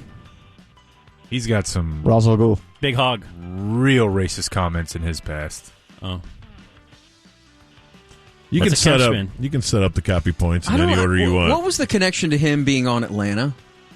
It still confused me because it was like he was playing up the fact that he was a racist after he was already a racist. That I don't know. It was really It was definitely weird. after that interview was resurfaced, though.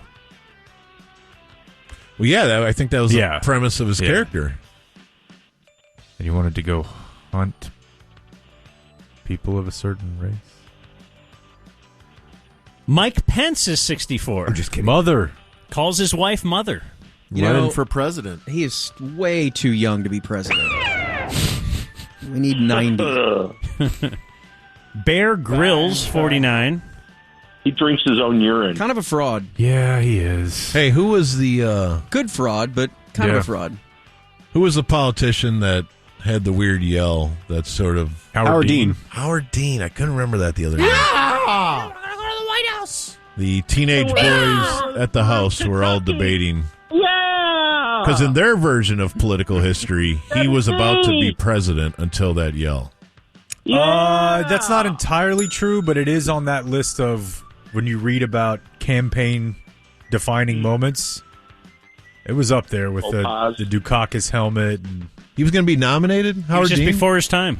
He was pretty close, man. Really? Yeah, and he was a big deal. Like, what's the next closest derailment? Is it grab her by the pee? Yeah, that one totally. Well, just totally. Yeah. Oh, that didn't matter? Yeah. I don't want to go to the White House. Dave Navarro, 56, Corby. Oh, Corby. He's a rocker. Bill Hader, 45. The great Bill Hader. I'm not into Barry this season yet because I just don't want to have to wait a week to watch the next one. You shouldn't Wait, have they're to. all done. Oh, they are? Yeah. Oh, okay. Then I'll start the second I get home. The handle of a pan. No, hold on. They're still remodeling. It'll be about another All 6 right. months. That's a way callback that people involved in it won't understand. And Michael Cera, 35. Oh, what name? Just a treasure. An American treasure. He really is. Although he's Canadian, I think. What name? Who are you, Seal? Former guest of the ticket. Born on this day, now dead, we have Lance Reddick. Final role in John Wick 4. We have Dean Martin. Prince. Have your kids seen it yet, Corby? John Wick? Yeah. Let me know if they want to go Not again. Prince Fielder. Maybe when your wife's out of town Yeah. again. I'm buying. And born on this day, now dead, the father. He is the father of someone. His name is Alois Hitler. His dad. Adolf's dad. Alois. Didn't we already do one this El week? Bombi. Yeah, it was like his aunt. Did or you his use your sister. Hitler relative of the week already? I don't. It was like the doctor. One of his team I of don't doctors. control when they were born. And then we have He dead used on this to be day- such a sweet boy. You think he has to do the normal? I didn't see it coming. When they died. Dead on this day, still dead. William Mumford, the first U.S. citizen hanged for treason. His sons were Yeah, great. they all played dusty banjos. And died on this day in 2012. Bob Welch from Fleetwood Mac, at the age of 66, committed suicide. Yeah, what was going on there? Something See, weird. how did he do it? I did not realize this. This is news to me. Let's look this up. Oh, Corby, I'm sorry. 3 months prior to death, he had undergone spinal surgery. Doctors told him not looking good. And he just said, hey, yep, let's do it here. Respect. That's all right, yeah. Yeah. Courage. Yeah, see? Are you going to be able to fly tonight, Corby? 4. What happened? Knowing the Sooner ladies start about 8 o'clock? Oh, it'll be on Southwest. You got a PJ? Southwest is an exclusive carrier of OU. Attention campers, lunch has been canceled today due to lack of hustle. Deal with it. Bye, Jake. Bye, Tony. But right now, let's stop down for which is brought to you by All Pro Foundation Repair. And here he is, Dave. Thank you. Go Dave. As you have heard, no doubt, on all the tickers today, that the Iron Sheik, WWE Hall of Famer, has died at the age of 81. Yeah. Given name Hossein Khosrow Ali Vaziri, Iranian-born American. Nailed it. He became an American citizen. He debuted in the ring in 1973. He's the only Iranian champion in WWE history, winning the 1983 World Heavyweight Championship. Okay. I've had it with these in a very championship claims that we're hearing from very wrestlers. hotly contested championship that no one saw coming. No. I think give him his dues, Corby. So he was Ric Flair is a 16-time champion. Like the way that they position themselves is hilarious. At like 62 he won it. He was inducted into the Hall of Fame in 2005 and retired in 2010. And he was married to his wife Carol for 47 years. I only know him through Twitter. Okay. Yeah. That's it. Yeah. Okay, Carol. Always tweeting in all caps. Yeah. Always hilarious. And jabroni is always at the end of it. I will say, though, because this world is a wild place, that there was a time when Iron Sheik and Nikolai Volkov were a tag team. What were their names? What was the name of their tag team? Do you guys ever have any idea what I'm talking about? They're like 25. That was before my time. I can tell you the the point Road Dogg is Jesse James and badass Billy Gunn. Yeah, but this was Russia and Iraq in the 80s. And the point is that they could pull the entire country offside by fighting against some good American tag teams. And it worked. Did it work? It's a bit. Like now everybody could understand it's a bit. I swear, when Nikolai Volkov would like sing the Russian national anthem in the middle of the ring. You thought it was real? I was like 10, but you think your dad thought it was real? I think America couldn't handle it.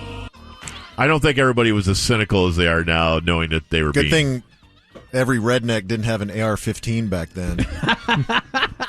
Seriously, they would have taken him out. Yeah, fair. I don't know if you've noticed on Twitter today, but Damn Zion is trending. Dude, this story is nuts. So yesterday, Zion Williamson posted some pictures with his girlfriend who's pregnant, and they're the typical hands on the belly, guy holding the belly from behind and right. Special smiling moment. at the camera. Yeah, and they said that they are going to have a girl. Aw. How could that story be ruined? Well, today, funny you ask, 32-year-old Mariah Mills, who is a recording artist and OnlyFans model. Let's really slow down on recording artist. Sure. She is a fruit-stuffing porn star. Go on. She has more than 1 million followers on Twitter, but she has gone on a Twitter rant today claiming that she is in a romantic relationship with Zion and that this is all news to her. So if you go to her timeline, starts about 5 hours ago, and she shows some screen grabs of Zion's messages to her, and she says, "I hate you, OMG. Looks like you had a girlfriend and sleeping with other women behind my back, you liar." And then, better pray I'm not pregnant too because I'm definitely late. Then she says, "I was with you last week in New Orleans, and you couldn't tell me that you had a random girl pregnant after all I'd done for you?" So his position is The lady who Zion is taking parenthood pictures with is the random girl. Yes. And the OnlyFans girl is not the one she's with not the the turf. side piece. Yes. She is the primary. Okay. And she's just now learning that she's the side piece. I She's see. mad. What is he doing? Like, he makes it public to everyone that he's got this girl pregnant. Does he think that this girl that, quote, by the way, that she went on to say this, I let you blank me so many times without a condom, and this is what you do to me. A hood rat does that. You blankety blank. Mark all of that. You putting my life in danger, effing all these hoes raw. How about this one? I let you spit in my mouth last week when we blanked. You could have told me you had another whore pregnant. How is that going to work? Moving us both to New Orleans. You think I wouldn't have found out? Like oh, baby, I got to move you to New Orleans. This is going to be great. She's gross, too. Oh, she's so gross. Just nasty.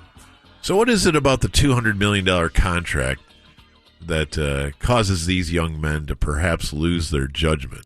Maybe it's the $200 million contract. I don't know for sure. Or maybe they never had the judgment?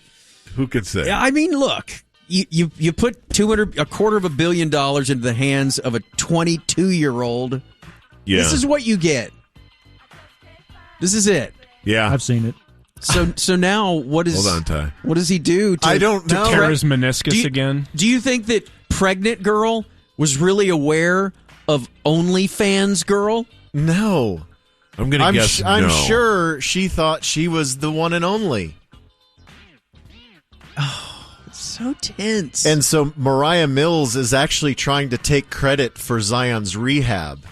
She says, I motivated you to get back in shape. I let you F me all kinds of ways and film me on your phone, and you impregnate a low-budget porn star. DNA test or I'm done. Done with what? With him, I guess. Well, I'm sure he's like, okay, Fine. Yeah. I needed a way out of this anyway. But does old gal, pregnant gal, know? Or is she like, I forgive you? You know what? What's in the past is in the past. Does she see the $200 million as like, I'm not going to do any better than this? I don't know, man. That's a tough life to live, is I imagine. Like, the money's great, but you can get the money in some sort of a settlement. So yeah, but not that. I would say there are certain, and rightfully so, there are many, many females incapable of knowing you're constantly screwing around on her. Right? Incapable. So it's just can't be done, right? Like those that cope, okay, I guess, pragmatic, but those that can't cope, very understandable position, right?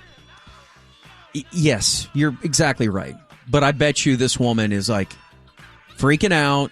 What am I going to do? One day after the pregnancy photos on. I mean, one day. This OnlyFans chick she is having a full-on meltdown. And, I mean, like Dave said. In fact, you could argue that posting the photos triggered all of this. Absolutely. She said that she deleted a video of a photographer pouring honey in her mouth because Zion told her that he felt disrespected by it. Like I said, she's a fruit stuffer. Good grief. Good grief indeed. Are you following the news in the Empire State as the smoke from fires raging across Quebec and Ottawa have created a thick orange fog throughout New York City? It's created what's been being called some of the worst air pollution in the world. I've never seen anything like this. And so there's a air quality health advisory that's been extended until midnight on Thursday night, and New York City schools have canceled all outdoor activities. And so what is hanging in the balance right now is this weekend, the 9th through the 11th, at Flushing Meadows in Queens, is the Governor's Ball Music Festival. That's a big one, too. With Lizzo and Kendrick Lamar, Lil Nas X, a bunch of other people. Bruce Springsteen. Elizabeth Taylor. That'd be a weird bill. Michael McDonald. But yeah, at this point, they are saying that it is going to take place this weekend. But man, given the current situation. Did they cancel the Yankee game? They were going to they were going to do that. Is it done? I think they postponed it. Yeah. So I don't know if anybody has tickets to Manhattan this weekend, but yeah, get out your chin diapers. Monitor that one. Yeah, man, good use for the old chin diaper, Bob. Thought I'd never use this again. Do y'all have them? Like, ours are still all hanging in the laundry room. Because my wife still wears hers on planes. I have one in not a bad idea on the airplane. Dude, I have it's one a in the great center, idea. I have one in the center console of the car. I don't know where else.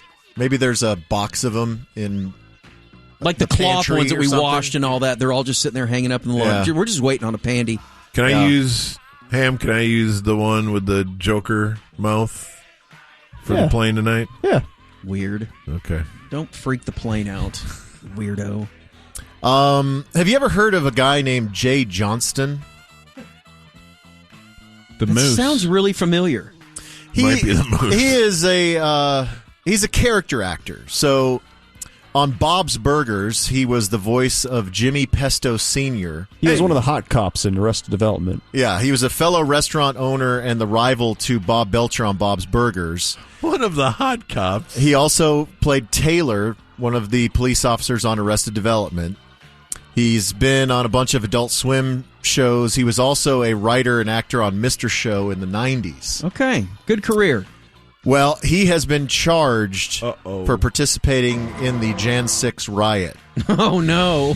That took a turn. So when it came out in December of 2021 that he was allegedly involved, he was fired from Bob's Burgers, and today he was arrested in California and faces charges for felony obstruction of officers and other misdemeanor offenses. And so they identified him via images from body cam footage from officers, from bystander video, and from closed-circuit television feeds. And so he can be seen with other rioters taking a stolen Capitol Police riot shield and creating a shield wall and pushing against the line of officers during the push up the steps. I'm so glad they're picking these clowns off one by one. Just a little horseplay. Yeah, it's just a little dust up there. Just a little dust up. Let's see. Oh, we can't end on a sad note. No, make it happy. Yeah. Make me I happy. like how you walk Corby into endorsing somebody and then... I love that guy. And then, Great career. Man, I remember that guy. That guy's awesome. Arrested Development's one of my favorite shows, Well, man. he was just arrested for mass murder. So now what, Corby? Well, so Nobody's perfect. The other week when we were at Colonial, thank you, and Corby was walking into our broadcast location and was swarmed by Fort Worth P1s. Yeah, that'll happen. It was a receiving line of Christ himself walking into the temple. My hair was longer. Yes, and I told Corby at the time that he looked like a cross between Jared Leto and Jesus. And the next week, lo and behold, he cut his hair. By the I was way, ashamed by that. Omar's he asked me because I got my hair cut the other day, and Omar doesn't cut my hair. Yeah, but I did talk to him, and he was asking if you were using the product that he gave you. Yeah, I was like, I can't tell.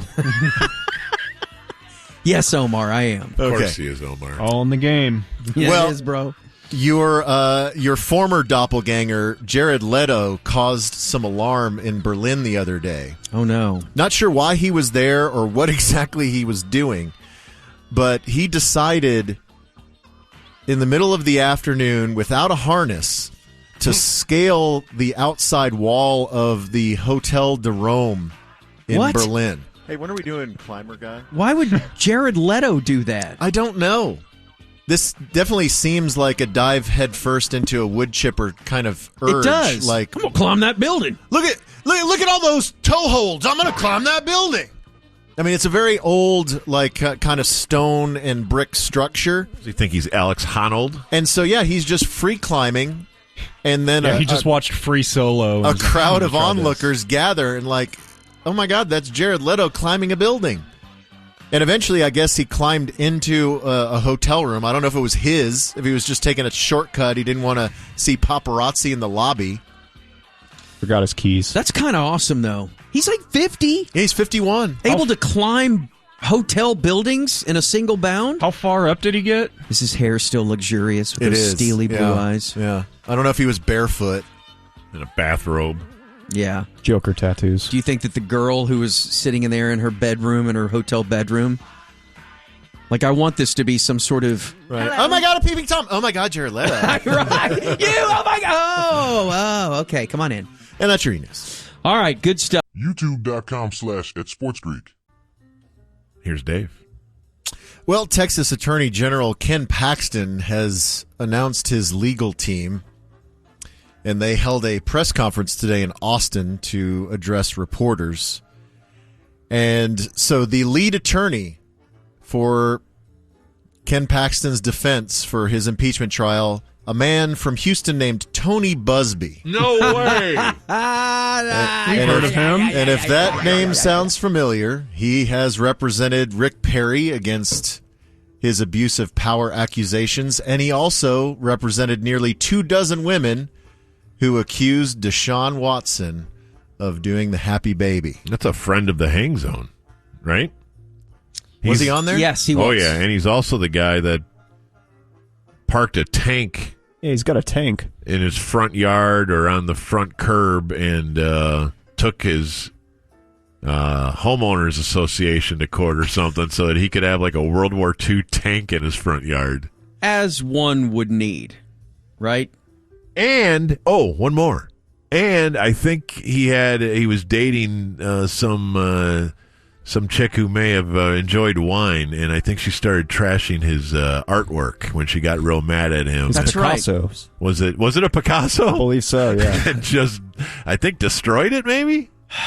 Which, you know what? Who amongst us hasn't had a Picasso ruined by a date? It's almost monthly where you're like, all right. Now I have to get another Picasso. Luckily, there's one in the guest bedroom. Call my Picasso guy tomorrow. Yeah, so he said, among his comments, the impeachment articles that have been laid out by the House are baloney. Perfect. You're hired. Baloney. You're hired, sir. Just so we're clear, the allegations are untrue. They are false. Ken Paxton will never be convicted by the Senate. And evidently he has a plan to choke the impeachment proceedings with paperwork. He says if this isn't dismissed summarily, then we are girded for a fight. The whole thing is a sham engineered by someone with a personal vendetta against our Attorney General Paxton, and if it takes us a year to show that, then we'll take a year to do it. So he says that if the case is not tossed quickly, that the proceedings could last for a long time, and they've identified at least 66 witnesses to question and thousands of documents to gather. What do you think he charges per hour? Oh my God! Enough for a Picasso. We may need a year to work on this case, but I promise we will. And we will bill for every hour. It's unclear. He did not say how he is being compensated because Paxton is suspended without pay pending the outcome of the trial. Well, if only there was people out there funding political figures in court and trying to make sure that they have all the money they need. Right? Yeah. All right, this is a very scary story with a happy ending. But this comes out of Crowley. Not that happy ending. Not a Deshaun Watson happy as ending. of now. We'll see. No, I can tell you that's not the kind of happy ending that this story has. Hear him out. So this guy, Carlos Ortiz, he is driving home. This happened on Monday evening. So he and his wife and their 2-year-old daughter were driving home from a Walmart near their home, and they were returning to their neighborhood in Crowley. And they noticed that there's a blue pickup truck following them. Okay. And they're like, that seems weird, but maybe it's just a neighbor we don't recognize. Continues to follow them. They pull into their driveway, and the truck parks across the street. And this guy is in the truck. He's a 62-year-old man, Stephen Basie.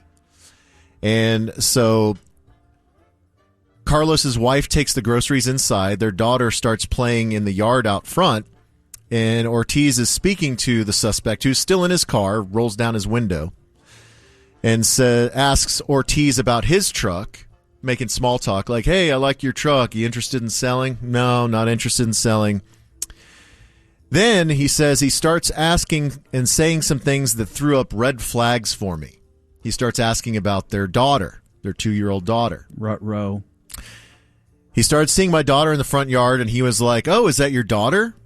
I said, yes, it is. He said, she's cute. Could be like my Shelby. That's when I thought to myself, okay, he's probably talking about a relative, a daughter, a granddaughter of his. Then the suspect gets out of his truck, scoops up the little girl, and tries to run back to his truck with her. Oh, my God. So Ortiz grabs a hold of one of the guy's arms. The wife comes running outside of the house with a knife and is holding the knife to the attempted kidnapper's neck. So the wife has one arm on the knife, one arm on the kid, trying to pull the kid away. And finally, they were able to wrestle the daughter away from the guy. He jumps into his truck and speeds away. There's so much going on in the story. So Ortiz's wife was able to get the make, model, and license plate of his truck and tells Crowley or Tarrant County deputies. And so they go to his home. They beat him there. The deputies beat him to his house. And they attempt to stop him and talk to him. So then he leads them on a chase. Well, they didn't do their... Don't you hide around the corner or something like that? Or you just... Wait for him to get out? Yeah. Yeah, so he refused to stop and led to a chase. They had like a banner. Police are here. Yes. Yeah. Did you try to kidnap a girl? Took a while to make that banner. So he stopped several times, so he would kind of play possum. He would act like he was about to surrender, and then they would pull over and get out of their squad cars, and then he would take off again. Yeah. So he pulled that move several times, and then eventually they were able to get him to pull over in a grocery store parking lot, and they took him into custody. But can you imagine? No. What? Who's his Shelby? We don't know. He has not said who Shelby is and why this little girl reminded him of Shelby, whoever that is. Another girl he kidnapped, maybe? Dude, that's so creepy. Super creepy. I thought maybe that was a car. Isn't that like a Mustang or something like that? Or Corvette or something weird? Cobra? Yeah. We're pretty sure that this is not live golfer Carlos Ortiz of North Texas. It is not. Bringing it back to sports. It's a local UNT tie. Yeah. And yesterday we talked about how because the Indiana Special Olympics are taking over Indiana State Stadium, they cannot host the Super Regional this weekend, and so TCU has the honor of hosting the 14-seeded Indiana State something or others. Sycamores. I'm telling you, bro, this is underreported, and I'm still... If I'm Indiana State guy, I'm so pissed off. Just put them in a bus. This was only 24 hours ago, this very moment, that you were Go on, though. really throwing out some controversial Go ideas. on. I'm supposed to be on Piers Morgan tomorrow to talk about this. To talk about where the Special Olympics should and should not be held. Right. Your very odd sanctuary cities idea. So the best 2 out of 3 series starts this Friday, 4 p.m. It, of course, is going to be at Lupton Baseball Stadium at Williams-Riley Field over in Fort Worth. And so tickets went on sale early for season ticket holders, and then the public sale was this morning, and very quickly the event was sold out. I mean, I imagine it's sold out in 5 minutes. I don't know how many seats Lupton Field has, but... That's what I wanted to look up, because you were talking yesterday before you started railing on the Special Olympics. I railed on Indiana State for booking the Special Olympics, knowing that there could be a super regional. I was not bagging on the Special Olympics. Okay, but you find another school. You mentioned you remembered some kind of high-profile series against Texas A&M. Multiple. Yeah. Okay, so I can at least confirm one. So in 2015, TCU hosted a super regional against Texas A&M. And so that was the record largest crowd at Lupton Baseball Stadium, crowd of 7,383 fans. Okay. For game 2 of that series. All right. So we will see if this weekend against the Sycamores they can beat that record. But it seems the capacity is somewhere around 7,000. Last year was just regular regional TCU and Texas A&M, right? Was it? Who could know? What? Yeah, because As they soon played as last year. Yeah, they played last year, but I The think mid-regionals. it was to Yeah, go totally. to a super regional, The group stage. Baseball? or the sweet regional, as I've called it. I wonder if TCU ends up winning this home field advantage thanks to the Special Olympics. If they win and go to the World Series, how many teams have gone to a Final Four in football and baseball? I know it's been done in basketball. Or I guess it's not the Final It's Four. the final 8. Yeah. The College World Series is the final 8. Well, they actually made it to the Final 2 in football. It's rare. This is a pretty nice little year for TCU. This would be a good year for you to get back on board. Yeah. I mean, I think you should trade in your OU hoodie and put on your TCU hoodie. I went to TCU. Or would you like to enter the portal? No. We'll dedicate Sturm Center to Corby entering the portal. Yeah, you can, Just to make you can have up- an OU hat and a TCU hat in front of you. To make up. And a North Texas hat, but we know we're not going to pick that one. A&M will have a hat there. To make up for what you guys said was a wrong that I did, I'll be wearing a Special Olympics hat throughout the weekend. No, you will not. Yes, I What will it say? Yeah, what does it look like? I don't know. I'm going to get one. I don't know where, like Rally House or What, the something. pro shop? We'll Yeah, have Rally Ty House. design a T-shirt for you. Okay, yeah, that's a great idea. Rally House does not have Special Olympics gear. I don't know, Dave. I'm going shopping. Little special order. Man, Liv could get involved with them now. With who? The Special Olympics. What? They're wanting to branch out. Every day at 6:30, Corby's going to get closer and closer to the edge. It's him. It's well, not me. no, Mino didn't help here. Granted. What? That's your quick hits.